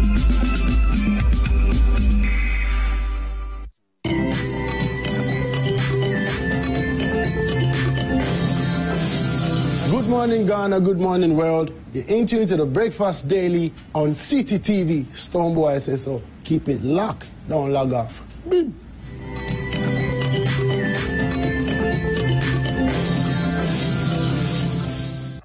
They say, why you they love them like this? Oh, I don't know. Hi, everyone. It's Miss V. Make sure you keep watching Breakfast Daily on City TV. Don't go anywhere. Tiptoe. Swag. Jealousy go share against the bad boy. Jealousy go share. What's up, guys? Your boy Kitty, and right now you are watching Breakfast Daily. Oh, Lord of mercy. Let's go.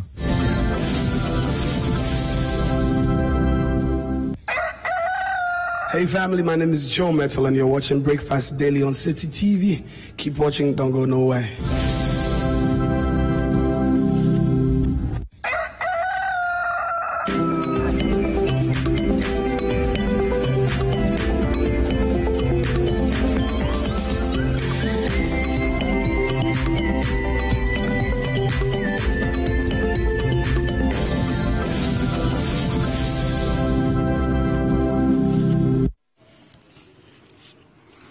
Welcome back. This is Breakfast Daily. Thank you so much for spending your Tuesday morning with us. Now, we've been discussing a lot about the budget, this, budget, that, and what exactly does it mean for us to even talk about our budget. So up next, we're going to discuss the national budget, home and abroad. We want to understand the differences between our budget here in Ghana and what goes on abroad. I'm joined by, and I'm going to try and get it right this time. My guest here is Dr. Sharif Mahmoud Khalid. He's a lecturer at the University of Sheffield, UK. Good morning. Yeah, good morning. How are you? I'm great. Great. Yeah. So what should we think of when we hear the word budget to begin with on a national level? Okay, well, to look at budgeting on a national level, as the name actually depicts, it's sort of an estimation of what is expected of government in terms of revenue generation, in terms of spending, which is expenditure. and in terms of progressive development and debt payments. So it's sort of like a planning tool. You could look at it from diverse perspectives. Okay. It's a planning tool. It's a control system as well, because you've got to present a budget and you've got to work within your budget. So that controls or confines your activities for that year or the fiscal year. So, you know, that's why different governments in different jurisdictions has a stipulated period of time. So budget years are different in diverse jurisdictions depending on where it's coming from. So to sum it all, it's a control measure, a control system. You know, it's a spending tool, and it's a control measure. So it's sort of like a multi-functional tool for every government or a nation to use as by way of planning and, you know, dispensing its expenditure. Now, on Thursday, we're going to hear a lot of the budget reviews, of course, on Thursday, the mid-year budget review. We're going to hear a lot of economic jargons. So for those of us at home, what should we look out for? What are the things that should be relevant to us that we can say, okay, this one let me write down because it's relevant to me, so that we don't lose out on it all? Well, I get where you come from. It tends to be very technically focused, and probably bringing people into the media space should have been an avenue for breaking this down to the public. But the academics we bring on, the politicians, tend to confuse us the more by throwing in more jargons. But I think budgeting is pretty more simple. And one qualities of a budget is that it ought to be participatory. And for it to be participatory, it has to be accessible to the people. By it being accessible, people or ordinary persons on the street should be in a position to engage it. Right. So, and by engaging it means behind the figures, what's the reality here? So if you sit back and go, okay, well, last year this was what was presented. We're trying to find a black hole in the budget. So can we compare figures from last year? Well, the breakdown was as follows. Education had X, right? Healthcare had, you know, Y. So this year you're proposing X. How much of that was spent last year or dispensed last year? How much of it are we expecting? What's the revenue stream that goes in the allocation of healthcare? So these are some of the basic techniques that we might probably, as ordinary citizens, begin to look at. It's not any highly technical field that probably should be within the realm of economics and financial aspects. Yes, it is technical, but I think that there is a basic concept to it, and it's a public document at the end of the day. So you could have to grab it and then go over it. And the media would have to play a critical role here by your business team actually looking at it and really breaking it. I must commend you for the pictorial views you give on these things, which actually breaks it down for the ordinary, you know, Ghanaian. But how long does that go? Is it only limited with the confines of social media? What about the ordinary shoemaker on the streets who is going to be affected by an introduction of a tax, no matter how, you know, minimal it is whatsoever? So I think that, yes, we're making some progress there in trying to make our budgets participatory. But there's a lot more we can do as a people in terms of like what technocrats bring to the fore and what the media will filter down to the ordinary persons on the street. So I think we're getting there. Okay. So speaking of value-added tax, should we be worried? So if you're talking about revenue, right, and making money, is that the only avenue that we can tap into, or should we be looking elsewhere? Well, there's always this cliche of a saying that taxes, there are two definite things in life, which is death and taxes. That's quite on a low. But to look at it from that perspective, no government can avoid taxes. But it's about what you do with the taxes and how you introduce them.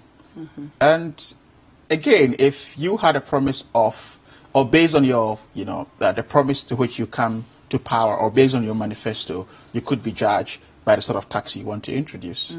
Right? So it's about the honesty and the reality of the tax. So you just don't wake up and say, okay, well, we want to introduce taxes. Well, things would have really been more easier if we have had a clear thought-through process of our manifestos as political parties.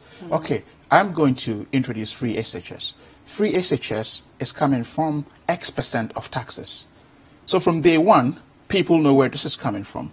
Because tax budgets are used for planning purposes. Yeah. So it means your planning or your planning machinery is already in motion.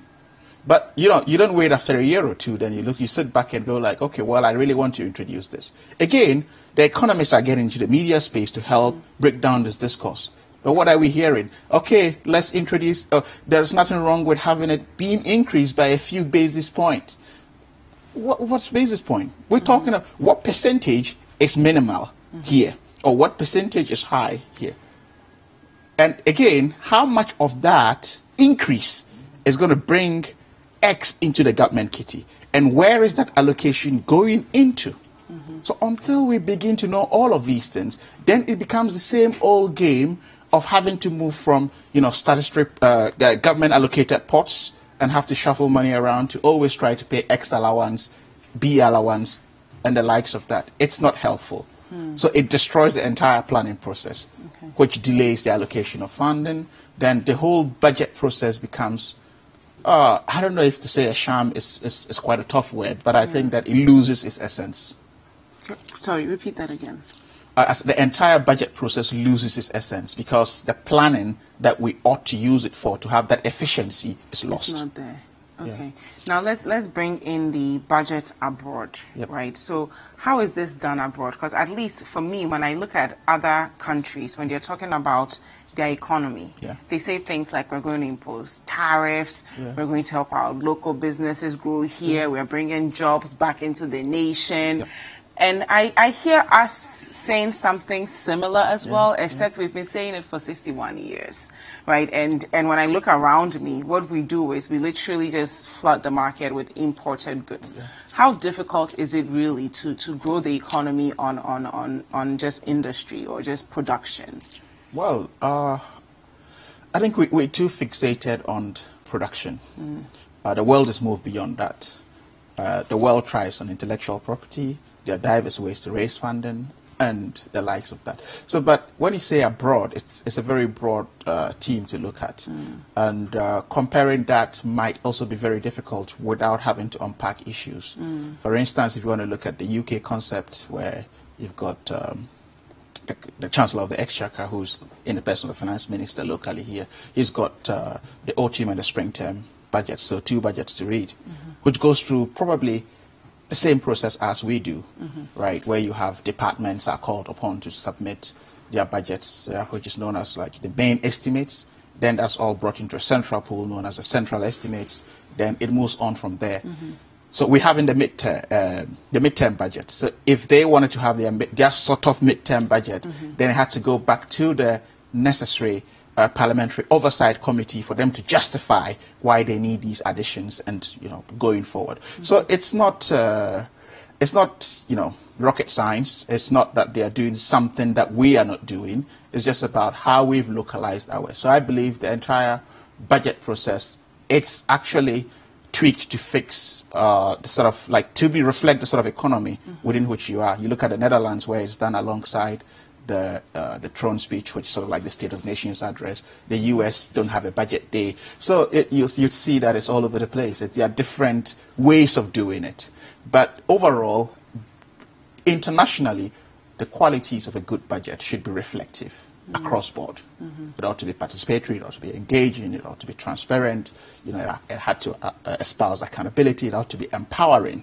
So all of these tools or tenets of a budget have to be reflective regardless of jurisdictions. And I think that should be our main focus as far as the budgeting process is concerned. Yeah, you mentioned something very profound, right? I.e., you talked about how, like in other jurisdictions, they talk, because they mention jobs. Well, this is bringing X number of jobs. We get 1 million jobs. And that's probably very feasible to know. But in our side of it, it's really quite difficult to quantify this. Inheritance tax is bringing X amount. So I think I tend to agree with the argument of widening the tax net, but just not widening the tax net. I've just realized something. We need to standardize our economy. It's too loose. What do you mean? Right. What I mean by standardization is that we need to be in a position to control price mechanisms across board because people are free. There's sort of like a laissez-faire attitude within our economy, right? Where car rentals probably are not on the same level, right? You could probably rent a V8 engine, a Land Cruiser, for 500, someone rents it for 700. I think, so the sort of standardization I'm talking about is a V8 Land Cruiser rentals should be 400 across board. But wouldn't people will say maybe that's progress, because historically some leaders have literally beaten us into accepting their prices that they've set for us? I didn't get your question rightly. So historically we've had leaders who will set just prices. No, but you don't set prices out of a vacuum.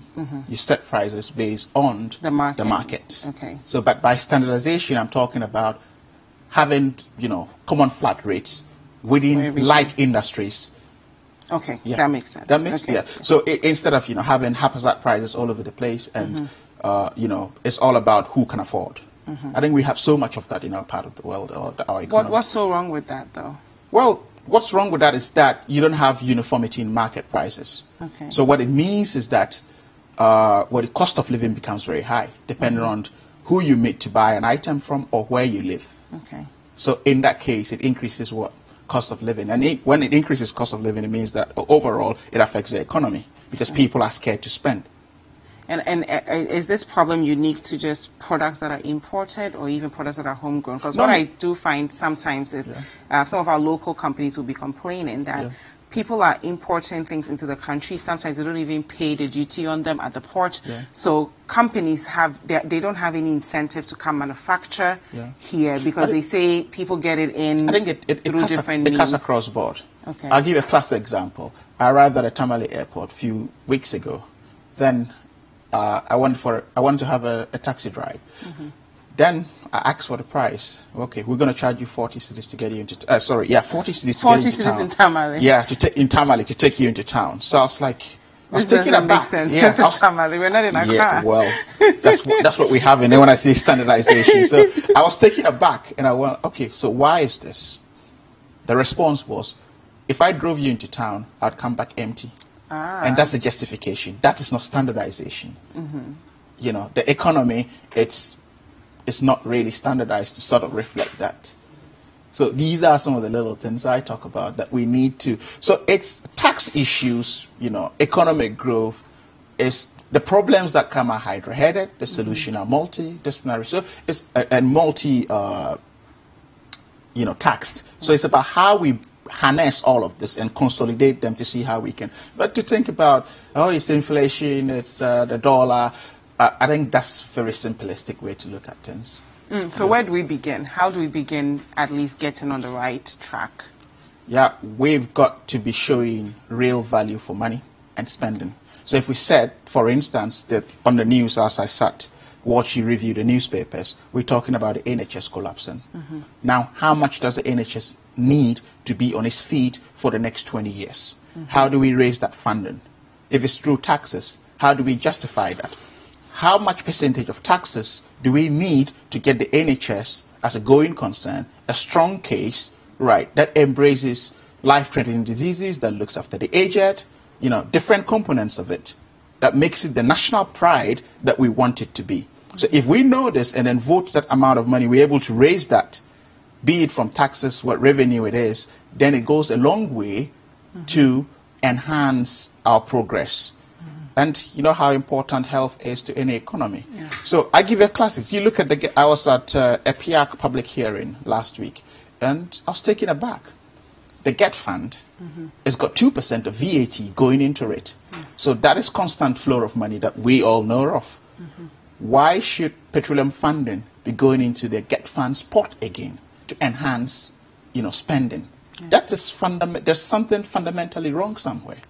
Right. So how do we justify this? Maybe there is a justification to it, but the public is not aware. So when we see things like this, and we're not really, we're having contractors not having been paid, we're having, the real infrastructure not getting on, we're having free SHS still not really what what it should be, then we panic and we begin to experience an expectation gap issues. And that is worrying for any government, that is worrying for any economy. You know. Would you say you're satisfied with the way the economy is right now? How could how can I? Well, do you think we've come a long way? What have we done right? Because I think it's easy to point out the room for growth, the room for progress. Well, I mean, to be fair, we run on autopilot regardless of government. We need to do more. How do we start? What is that more that we need to do? Because I think every government comes into power, they're like, we're in debt, we have to borrow more to survive. So you're talking about just borrowing, increasing taxes, and it's just the same thing over and over again. Yes, so it's about time the public space is engineered well enough to understand government spending. Okay. To be in a position to identify the black holes for education, for healthcare, for social welfare, which are critical to any national development. And once we begin to have these, then we can consolidate our economy.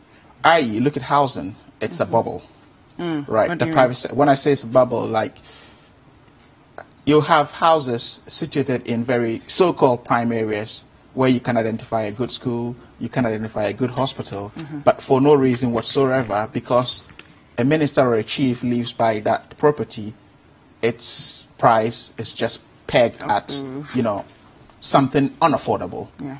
Right. So if one of the key, pragmatic steps government would need to do is to inject social housing schemes into the sector. And once it does that, it can bring down the, housing market. Look at the mortgage rates. Yeah. Right. Anyone, in his or her right sense would be scared to really go for it because it's sort of like suicide. But there are people who are able to afford it, right? Yes, but how many? True. You'll be walking dead if you try it, right? So I think it should be standard, right? Anyone earning a certain threshold should be in a position to afford a mortgage. True. So if we begin to do all of these things, it's going to boom the real estate market. We're going to have nice facilities, coming up all over the place. We can have proper planning. Right. But when we get there, once we have a proper credit system, right? So we don't have that right now. Well, I mean, that's the danger we're going for. Credit systems. It's a danger. You really want to go for that? How else would you pay off all these? Yeah, but that is a risk portfolio you don't want to play around with. So how do we get there? Yeah, that's what I'm saying. We've got to begin to do these things, like government voting, X amount of it, maybe windfall from petroleum whatsoever, into social housing schemes. Okay. Now, I always give this classic example of, say, a teacher leaves school at 20, or leaves teacher training college at 20. He or she is put on a mortgage by the government, probably on a first-time buyer scheme, depending on how government want to package it through the state housing scheme. All right, you've got 40 years or 20 years to, you've got 20 years or 25 years. By 45, you're a homeowner. So let's say 10% of your salary even goes to service this mortgage. But that's in an ideal world, right? In that's Ghana, not an ideal world. Some teachers don't even get paid in 3 months. Okay, let's work this out. So how do you Averagely, a teacher earns, let's say, 1,500 cedis. Let's say 700 cedis. Okay, let's say 700 cedis. Yes. We run a bit of mathematics and see 10% of 700 cedis, right? You look at how much unit cost of a low housing 2-bed facility would cost, say, in a place like Dodua, right? Maybe 500 cedis. You see. So, and you begin to pay this off over a period of 25 years. Is that workable? Yes, that's workable. So, so we can start These are like some of the stuff that I think it's all basic. We have to go back to the foundation to get our economy right. Okay. I mean, credit, you want to go for credit system in an economy where, you don't have an effective addressing system. Well, we have Ghana Post GPS. Well, that's another debate on its own. If you want to go for it. Okay, what else? Yeah. So, we don't have like people on stable jobs, okay, like formally structured jobs. But even one aspect we lose when we talk about employment situations in this country that scares me to the marrow. We talk about employment without pensions. What are you working for? True. So in this case, most employers are not, obliged to think about that. Yeah. But the pension, it's a key component of employment. After 30, 40 years, what do you go home to? What are you going home with? So this creates a lot of situations that the country cannot handle. I always go like, yes, we all talk about corruption every day, but we can't tackle it, and it does seem like it's an economy on its own, running parallel to the mainstream economy, right? Transportation. Can you imagine how much we lose as a nation per capita, right? In traffic, not getting to work in time, and going home late, right? As late as 10:30 or 11:30, the traffic is still massive. No one is at work. Who is working to be paid? Right? You've got to work to pay yourself. So these are things we can begin to look at. If government say, okay, well, here are the nodal points. I'm putting a tram track probably at Circle, where you've got a tram track straight from Circle, probably to Bujumburam, one from Circle through Tema to about Adan. And so these are things that can really solve our national problems if we begin. And they're doable. They're not rocket science. They're not like big stuff that we have to look at from different perspectives. I'm always skeptical saying, oh, can we have this country's model? Let's have our own model. Our own model. Let's have our own model. Let's grow it, and we can do it. What are the things you're personally looking forward to hearing on Thursday? Business as usual. Really? Yeah. Why? I'm not optimistic. We should be, though. I mean, I think we need to be. Okay, you're not optimistic. Why? Why is that? Well, I've seen budget upon budgets, right? I'll give a classic example of the last budget, which was the Asempa budget, right? Which got what was termed the nuisance taxes off. Is that the one? If you correct me if I'm wrong. Right. You talk about, let's take the airline industry, the domestic airline industry, right? You call that a nuisance tax. Now, let's put into perspective. You look at the domestic airline industry, which is flown by people who are already, corporates, people who are well-to-do. It doesn't really affect their pockets that much. And there's a 17.5% VAT on it. Now, look at the number of airlines that were within the domestic space and how much it brought into. That could probably build a couple of 6-unit classroom blocks to aid, free SHS whatsoever. Okay, now you call that a nuisance, or you target a nuisance tax, which you want to take off, which will not bring anything into the kitty, the national kitty. Right. So what it means is that now the corporates that were flying would now have a sort of benefit from it. But how will that inform the ordinary man to leave VIP or the OA truck buses to fly domestic? It's not incentive enough. How is that going to be incentive enough to attract another airline into domestic space? Not incentive enough. How is this a nuisance tax? You want another example? Yes. All right. Let's go to pharmaceuticals. You talk about 17.5% of imported medicines. Now, we tend to, as a country, depend on India quite a lot, which is a second-tier pharmaceutical market. It's not within the blue chips like the Pfizers, the AstraZenecas, right? We've got the Sans and the Ciplers in India. So the Indian market sort of feeds our markets with pharmaceutical products. Now, you're taking off that of imported medicines. So let's say Kina Pharma, right, or NS Chemist is producing antisonate amodiaquine, which cures malaria, right? Sand, which is in India, is, let's say, introducing another drug that cures same malaria. So Sand's product coming into the market is tax-free. Kina Pharma, which is locally manufactured and ought to be incentivized to grow, right, is being taxed in a way, or not getting that incentive. How does this grow the local pharmaceutical market? And how does that constitute a nuisance tax? So what it means is that we are attracting more of the Indian market and not, getting a real motivation or giving an incentive to that local pharmaceutical market that we need to grow, to pay more corporate taxes, to hire more, locals. Wow. Okay, so give me another example with just basic products on the market. Why is it that we're still importing almost? I go to Makola, Kantamanto, and everything I see is imported. What do you want to be? I want to understand how do we solve that? Because NDC said buy made in Ghana. For me, I'm not in government, and let's say this is anecdotal and imaginary. What I think is, okay, can we identify a sort of market out there of what we can do to serve it? I've always used the organic grown foods, as an example. That's a big market out there in Europe. Yeah. Okay, right. Goods are grown. Pineapple manufacturers have tapped into that. I've tapped into that. So goods are we already have bananas and the likes that are grown locally, and more organic than what we have out there that is labeled organic. Yeah. So what standards can we meet to have our bananas and pineapples sitting on mangoes sitting on shelves in the likes of Sainsbury's and Walmarts? So this would be an economy on its own. You talk about a classic case of cocoa. Yeah. Or even the shea butter. Yeah, well, that's grown in the wild. Yeah. Right? No government so far has thought about, having shea butter plantations, of commercializing it. So even in the wild, you see the product we're getting into. Body Shop is broken into the supply chain and, taking them directly from local women and empowering them. What is government doing about that? I think that's one of the initiatives SADA missed greatly. Right? It ought to have really focused on this to see how you can put value on it. For 50, probably 100 years, we've been exporting cocoa beans. Too heavy to be exported, probably. Can we be innovative to have cakes which are lighter and, might probably reduce freight charges? And trying to process it into cakes would also attract some form of employment, added value creation. But you look at the entire end product of cocoa, then it's what's needed for the manufacture of chocolates and the likes of it, or the various products that comes with it.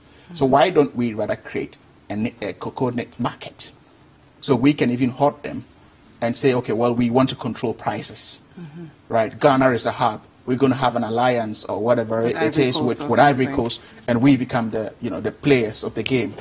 So I think that locally they've got to be actions. Internationally or within the sub-region, we've got to have certain synergies that can really connect and bring tangible results, either than just existing in name or in multinational relations that are not really very tangible. I think we've gone a long way. It's let me be optimistic, as you say. Thank you. Yeah, let me be optimistic. But I think that there's a lot more we can do. Okay. Probably it's easy to criticize. I'm not there, so I don't know what it is looking like. But I think that there's more we can do if we commit to it. Okay, now the way forward. Any advice for us Ghanaians, right? Because a lot of us are watching this budget review. What role do we also have to play in getting the economy right? As I did indicate, one qualities of a good budget is that it's participatory. Be a part of the process. Just don't watch it on TV and hail your side of the government, or try to talk down the other side of the government or opposition or whatsoever. It's a national issue. So we ought to be looking at national budgets with national lenses, not partisan lenses, because whatever we're doing is going to affect us, in a holistic way at a national level. So I think that yes, let's be a part of the participatory process. Let's not wait to be fed by, partisan sound bites.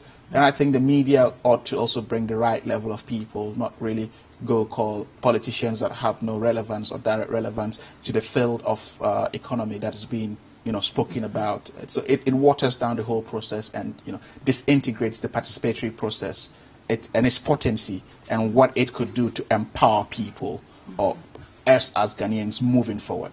So I think that it's good we're having this. It's accountability enough that's being exuded by any government that brings itself to the fore and wants to be subjected to scrutiny. So I think the debate would already be, yes, it could be an afterthought, but it ought to be justified. Yeah. Okay. Thank you so much, Dr. Sharif Mahmood Khalid, who is a lecturer at the University of Sheffield, UK. Let us know your questions or comments on this topic. We are going to be reviewing our budget on Thursday, so a lot of us are looking forward to what we will hear from the Finance Minister. The hashtag, again, is Breakfast Daily, and our WhatsApp line is 0550-585-832. Up next, Wilberforce is going to help us understand our talented songstress. Do not go anywhere. We'll be right back.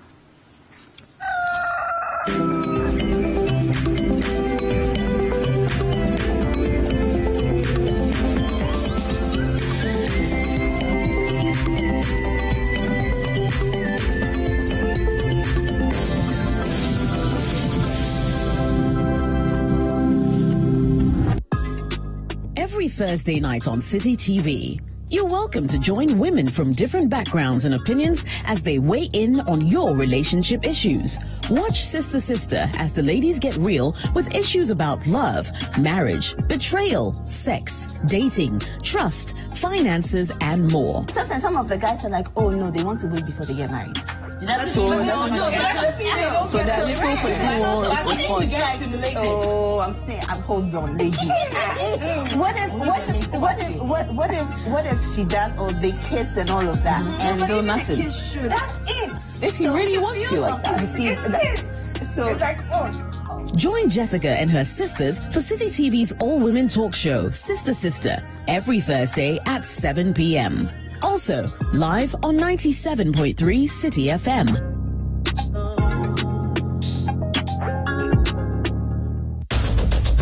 Tune in to The Point of View, Mondays and Wednesdays at 9 p.m. as Bernard Avlet takes the news further. He will bring the right guests, ask them the relevant questions, and get you the real insights you need on the big stories for the day. What one action have you taken? What one statement have you issued? Well, we've been issuing statements, even this... on the specific issue of... This very one. Of no bed syndrome. Since you are saying that you've had this before. Well, we keep talking. The Point of View with Bernard Avlet. Monday and Wednesday nights, only on City TV.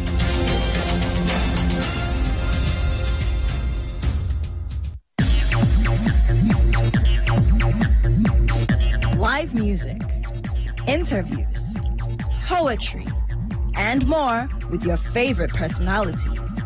Be our guest on Saturdays from 2 to 4 p.m. for the most exciting moments on TV.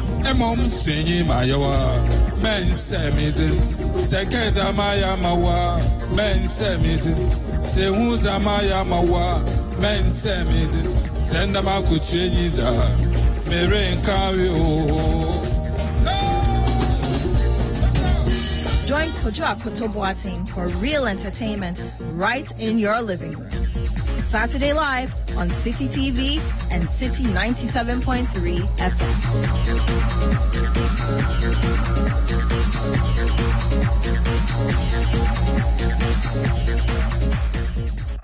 They say, why you they love them like this? Oh, I don't know. Hi, everyone. It's Miss V. Make sure you keep watching Breakfast Daily on City TV. Don't go anywhere. Tiptoe. Swag.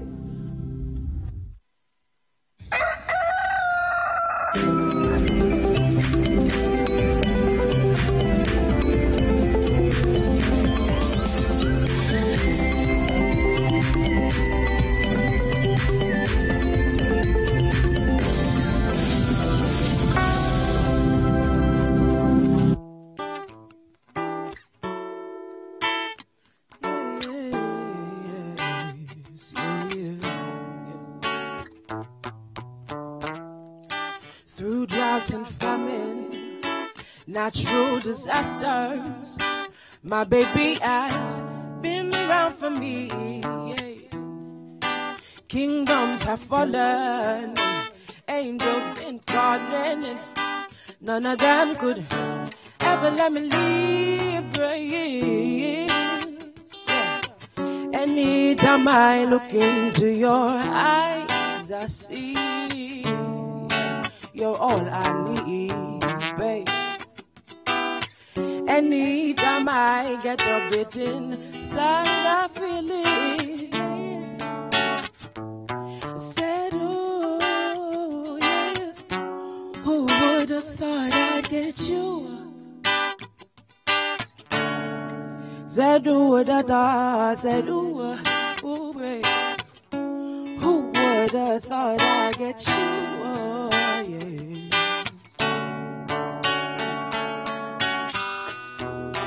And when we're making love, yeah, your cries, they can be heard from far and wide, yeah. And it's just the two of us.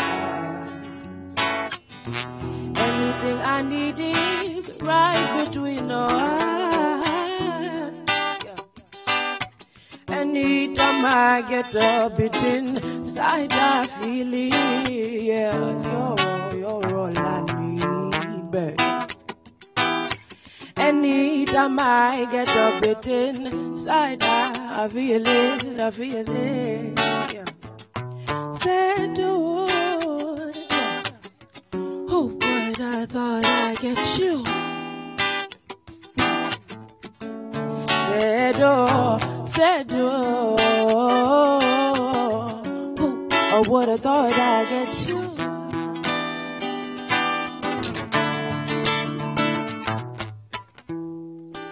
This feels like summer. Boy, you make me feel so alive.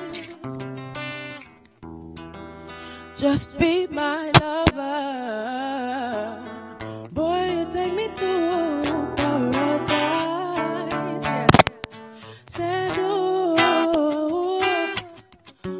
but I thought I'd get you. Hey. Said, what I thought, yeah. I said, who would have thought I'd get you? Who would have thought? Said, who would have thought? Who would have thought? I said, who would have thought? I said, who would have thought? I said, who would have thought? Who would have thought I get you? Go, Nana. Thank you.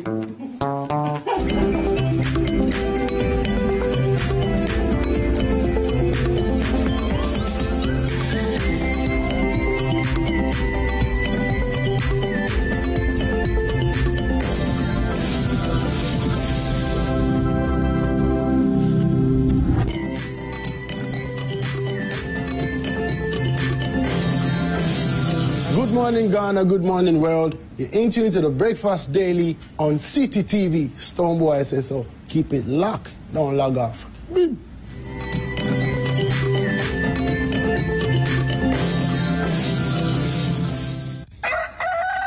Jealousy go share against the bad boy. Jealousy go share. What's up, guys? Your boy Kitty, and right now you are watching Breakfast Daily. Oh, Lord of mercy. Let's go.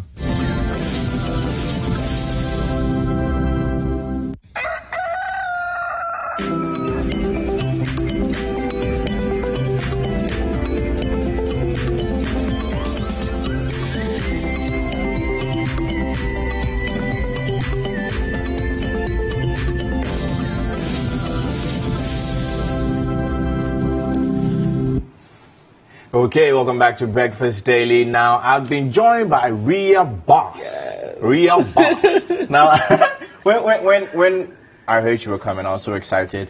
You know, Jiffa and I were like, oh, wow, Ria Boss is coming. I'm like, oh, yeah. Jiffa was like, okay, I'm trying to meet you. I'm like, Jiffa, calm down, calm down. She's human. Jiffa's like, I've heard her sing before. I love her voice so much. Pretty. And I'm like, okay. And she kept on going on and on and on. So when you came this morning, you were singing. I'm like, wow. And I just tapped into Jiffa when we started. I'm like, wow. That means I did a good job. You liked it. You were amazing. Okay. Not like you were. You are amazing. Thank you. Good thanks. Good thanks. Ria Boss. Yes. Okay, so now tell me more about Ria Boss. Who is Ria Boss? Who is Ria Boss? Beyond the music, who is Ria Boss? Okay, Ria Boss is Ghanaian, Burkinabe, although I really take the Ghanaian side of me very seriously. More than the Then Burkinabe I suppose side. mommy is Ghanaian. My mother's Ghanaian. Shout out to my mom. My mom's Anna Bossman, former Commissioner of Human Rights and Administrative Justice, current ambassador to France.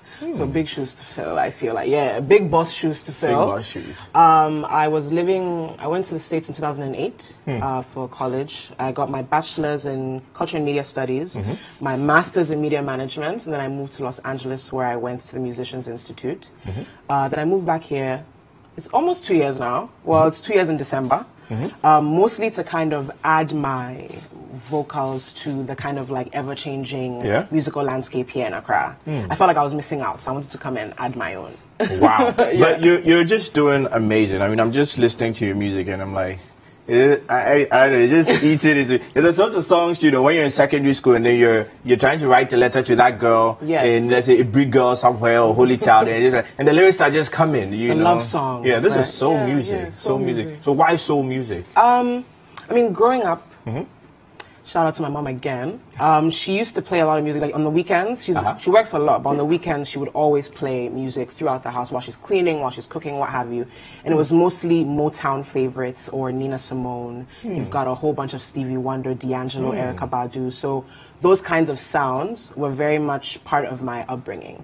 And so for me, when I started making music, it seemed very natural for me to fall into soul, to fall into the groove of like some R&B, neo-soul vibes. So yeah, I think it's my mom. It's all your mom. All my mom. And your dad was not like playing Burkina Bay high life? No, so my mom and my dad never lived together. So she raised me mostly with my grandmother. And she was the one playing the music? She was the one playing the music. And my grandmother also, I mean, Accra Church Choir till now. Oh, She's wow. 86, still in the Accra Church Choir. Yeah. So I mean, Wow. You know, when I gave the fist bump, right? Yes. Yes, when I did I realized I had ink. My ink kind of rubbed off on you. Yes, is that what I just you're felt saying? like, yes, I have boss knuckles now. Yes. Okay, so I don't know if the camera can zoom in, we can actually see the boss on that's Ria Boss. and where's the Ria? No, there's no Ria, just boss. People need to know who the boss is at all times. Okay. Now, what you have lots of tats. That I do. Okay, is it an ID or something? Okay, so boss is written here. Boss is here. I suppose Ria is written somewhere, or I've got Ave Maria, because I was Ave Maria. Yeah, I've got about 16 tattoos. Can't show them all on TV, but for me, tattoos are a form of self-expression. So the same way somebody can get their hair done, or the same way, for example, I've even got a piercing. All of these things was that painful? Those are a little bit. So the needle goes through? It goes through, and then you hear a bit of a pop. I'm not encouraging people to go and do it, but if it's part of who you feel your identity is, if it's part of how you want to express yourself, I definitely am a fan of expressing yourself. You speak a lot about identity, and it seems some of your music seems to encourage people to find their identity. Why is this such a passionate thing for you? Because I think knowing yourself is very important. Because knowing yourself and kind of your own path is extremely integral to your the human existence. And so I'm a big sort of enforcer of you need to figure out who your identity is. You don't want to be like anybody else. And so, for example, some people might say, oh, you shouldn't get tattoos, they're bad. But I mean, why are they bad? To you, maybe, but to me and my identity, I'm very comfortable within it. And so I feel like it's important to cultivate strong sense of self-confidence in people by telling them you need to be yourself, and then find out who that self is. So yeah, all about the empowerment. So what if you change your mind? Imagine one day you don't want to be boss anymore, and you want to be... But see, that's the beauty of boss. Maybe force, like the beauty of boss force, is just in my name. My last name will always be Bossman, so I can never get tired. So after that one day, it will stay. Oh, it will stay. No matter what, I'll never be upset about it. Okay, now let's focus on your music. Yes. What have you done since you came here? You have an EP out, yes, which was wonderful. It did so great last year. Yes, and then moving forward, what's next? So actually, today I'm dropping a new visual. Directed by Abstract tonight at 6 p.m. A new visual? What's this so visual? I call it visual. It's sort of like a short film cover series that I'm doing. I'll explain. When I'm creating music, I'm also playlisting. And a lot of the songs that I find sort of influential, I've decided to take some of them and create these sort of short vignettes, short films about how I feel when I sing them. Oh, wow. And so they're not full songs. They're just portions of each song. But each also gives fans sort of a glimpse into my own sort of creative process or my brain. And so they're short films, and I'm really excited for the first one to drop tonight. Would I get the chance to see it before the world I can definitely show it to you before I leave today. You should. Yeah, you should, because I want to see it before I want to be the first to ever see it. Yes. No problem. I want to be the first. I want to see it before Jifa. Okay. So Jifa and I could be sitting side by side, but just make sure that I see it before. Let me see the intro before she does. I promise Jifa will see it second. Second, that's fine. Yeah. That's fine. Or she shouldn't. You see it third. I'll mention other people. Okay. So moving forward, what does Ria Boss want to do with her career? Well, with my career, one of the things I really want to do is empower women. And so eventually, when I feel my platform is a bit bigger, I would like to sort of found a women's festival here for performers, for vendors, basically everything women. Because I believe that we need to also offer our young girls different avenues for things they could do in their lives career-wise. So whether it's being a young startup and doing your vending with bags, bags and shoes or hair products or being a musician or a producer. A group called Black Girls Glow that I was a part of last year started to do that, and I would like to Black Girls Glow. Black Girls Glow. I would like to continue in that vein by doing more festivals for women. Not that only women can attend, but that women are celebrated. So that's one of the things I'd like to do. And also, I want to get my collaborations with my Ghanaian people. I'm trying to get my collaborations going. I'm trying to do that. I was literally about to get to that point. So by way of collaborations, who are we looking at? Okay, so... Is that going to be like a few singles out before the next album? Yeah, so before the next... I'm thinking it'll be an album, probably.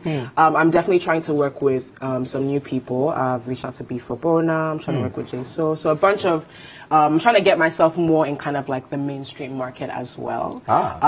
Luckily for me, I also shout out to Ifya, who put me on the Girl Talk stage with Black Girls Glow last December, which helped me gain a whole bunch of I saw that performance on YouTube. Well. You're really good. Thank you. You're really good. You're really good. Okay, so we're looking at it. You know, when the name came up, we were just looking at videos. So yesterday, pre-production, Jafar and I we were just looking at videos, and Jafar's like, this girl, she's the truth.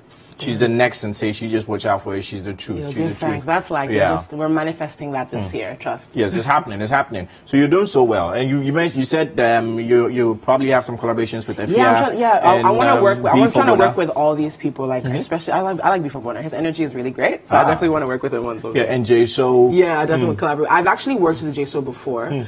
So a couple of years ago, I would work with him. I don't know if you've heard of Papa Mercer. Worked with them and Skillian's team, and so I have a relationship with him. Would you believe that if I told you I used to be part of the Skillians? Wait, what?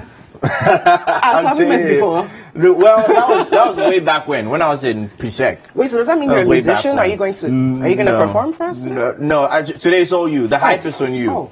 The hype is all you. I mean, it's all about the boss lady herself. I mean, Ria Boss. Okay, I'm really excited that you're here with us now. If a person needs to contact you for for gigs or anything, because I know you perform at Plus 233. Yeah, I perform at Plus 233. I've done Republic, Zen Garden. Shout out to Weil. But yeah, I'll be performing coming up. There's going to be a show called The Season of Love. The Season of Love. Season of Love, which is by an organization called HAXA. HAXA. So it's happening at Alliance Française on August 4th from 7 p.m. So it's also going to be like a festival as well. I'm going to be performing, EL will be performing, Manifest, Sophie. So it's going to be really cool. And then I'll be performing again as part of Accra Unplugged on August 7th at Rockstone's office. Yes. These are all lined up. These are all lined up right now. Booked and busy. Can I like kidnap your manager and like manage you for a while? Because this is amazing. Like you're doing so well, and in such a short time, you're doing all this. Yeah, I'm so happy. So, really quickly, just get into a bit of your past life before we wrap up this conversation. Just get a bit into your past life. Growing up, how's growing up for you? Okay, so generally? Born in London, moved to Gabon, Central Africa, to speak French. Moved to Ghana when I was 5. Went to Ghana International School, so I'm an alumni of GIS. Also an alumni of SOS HGIC in Tema. So I did go 2 years of boarding school. And then I moved to New York, where I went to Eugene Lang College, and then the Musicians Institute. But past in Ghana, I mean, I was more of an actress. Like I did like a whole bunch of drama productions. Yeah, but my mom and my grandmother kept me in like piano lessons and then even ballet, if you can imagine.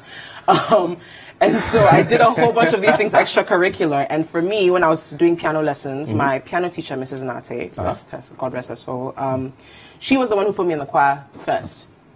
And I started realizing, I actually really enjoy this. And then I started, when I'd go home, I'd go and practice to myself singing Destiny's Child and feeling myself in front of the mirror. But then this is like how old? Probably like 9, 10. And then all of a sudden it was like I started realizing, I feel like I can sing. Or maybe it's just me. And it was my mom that one day told me, you seem to have a true voice, which means that you can sing things just as you've heard them. And at the time, I don't think I thought it was an asset. I figured everybody can do that. But then I realized after a while when I'd sing and people would kind of like react, you know, I'm like, I must be doing something right. And so GIS, I started performing at talent shows. And then in SOS, I think I really cultivated my talent, thanks to the choir, thanks to Derek Crenshaw, thanks to Papa Mensa. Did this all feed, does this all feed into your current passion for instance, women empowerment and the likes? Yeah, everything as well. I think one thing that we learned in SOS was knowledge in the service of Africa. And so with regards to everything I do, I always remember that one motto. And so one of the things I think is a really big knowledge in the service of Africa is taking care of your women and making sure that your women are empowered, because if your women are empowered and they have agency, then countries will move. Because if I'm not mistaken, even Nkrumah's campaign was funded by market women. Let's not forget that. So let's not forget it. So your women are kind of like your driving force. And so for me, it's important to keep them motivated, confident, empowered. Okay, we'll take final comments. Ria Boss. Yes, everybody, look out. I have a video coming out tonight, directed by Abstract. It's called Not So Bad. It's a short film. Please look out for that. And then follow me on all social media. Ria Boss, everything Ria Boss. Just type it in. Ria Boss, R-I-A space Boss. B-O-S-S. Yes, Ria Boss. Yes. Okay, so thank you very much. Thank you for having me. Now, Jifa will join me, and you'll perform again. We'll not let you go. Yeah, definitely you'll perform again. So stay tuned to Breakfast Daily. Keep your messages, of course, coming with a hashtag Breakfast Daily or 0550 585 832. Stay tuned.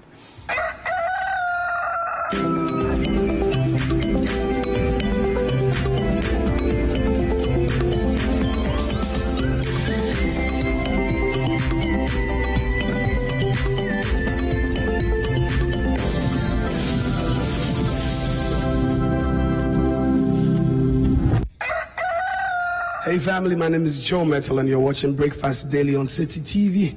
Keep watching, don't go nowhere.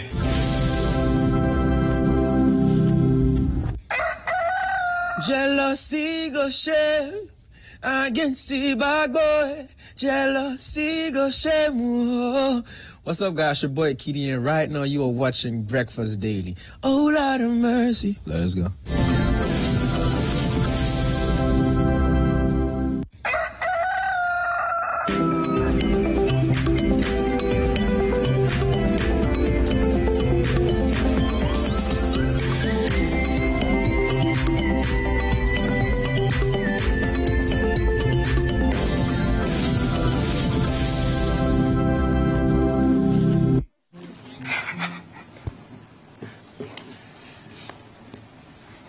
Okay, welcome back to Breakfast Daily, Dee. Yes. Thank you guys so much for spending your morning with us. I've learned a lot, certainly, from a young woman who did her first degree, second degree, and now pursuing a musical career. I learned something new every day. She's amazing. She's amazing. Her voice is just awesome. The voice is awesome. And tomorrow, we have a big announcement for tomorrow. And no, Wilberforce is not expecting a baby. The opening of UGMC. Okay. Yes, UGMC. And so tomorrow and Thursday, we will be very busy. Exactly. Yes, we have to be everywhere at the time. Along with us. Anyway, so happy birthday going out to Awo Adoma. Yes, you sent your happy birthday to me on hashtag @WilberforceGH, and yours? Is this your way of putting it here? Oh, it's out there. It's out there now. Hashtag WilberforceGH. No, I said hashtag what's wrong? @WilberforceGH. @WilberforceGH. We know how social media literate you are. You have to. Okay, mine is Jifa Ekia on Facebook and Jifa City TV on Twitter. We'll see you same time tomorrow. Thank you so much for spending the day with us. We'll leave you in the hands of Ria Boss.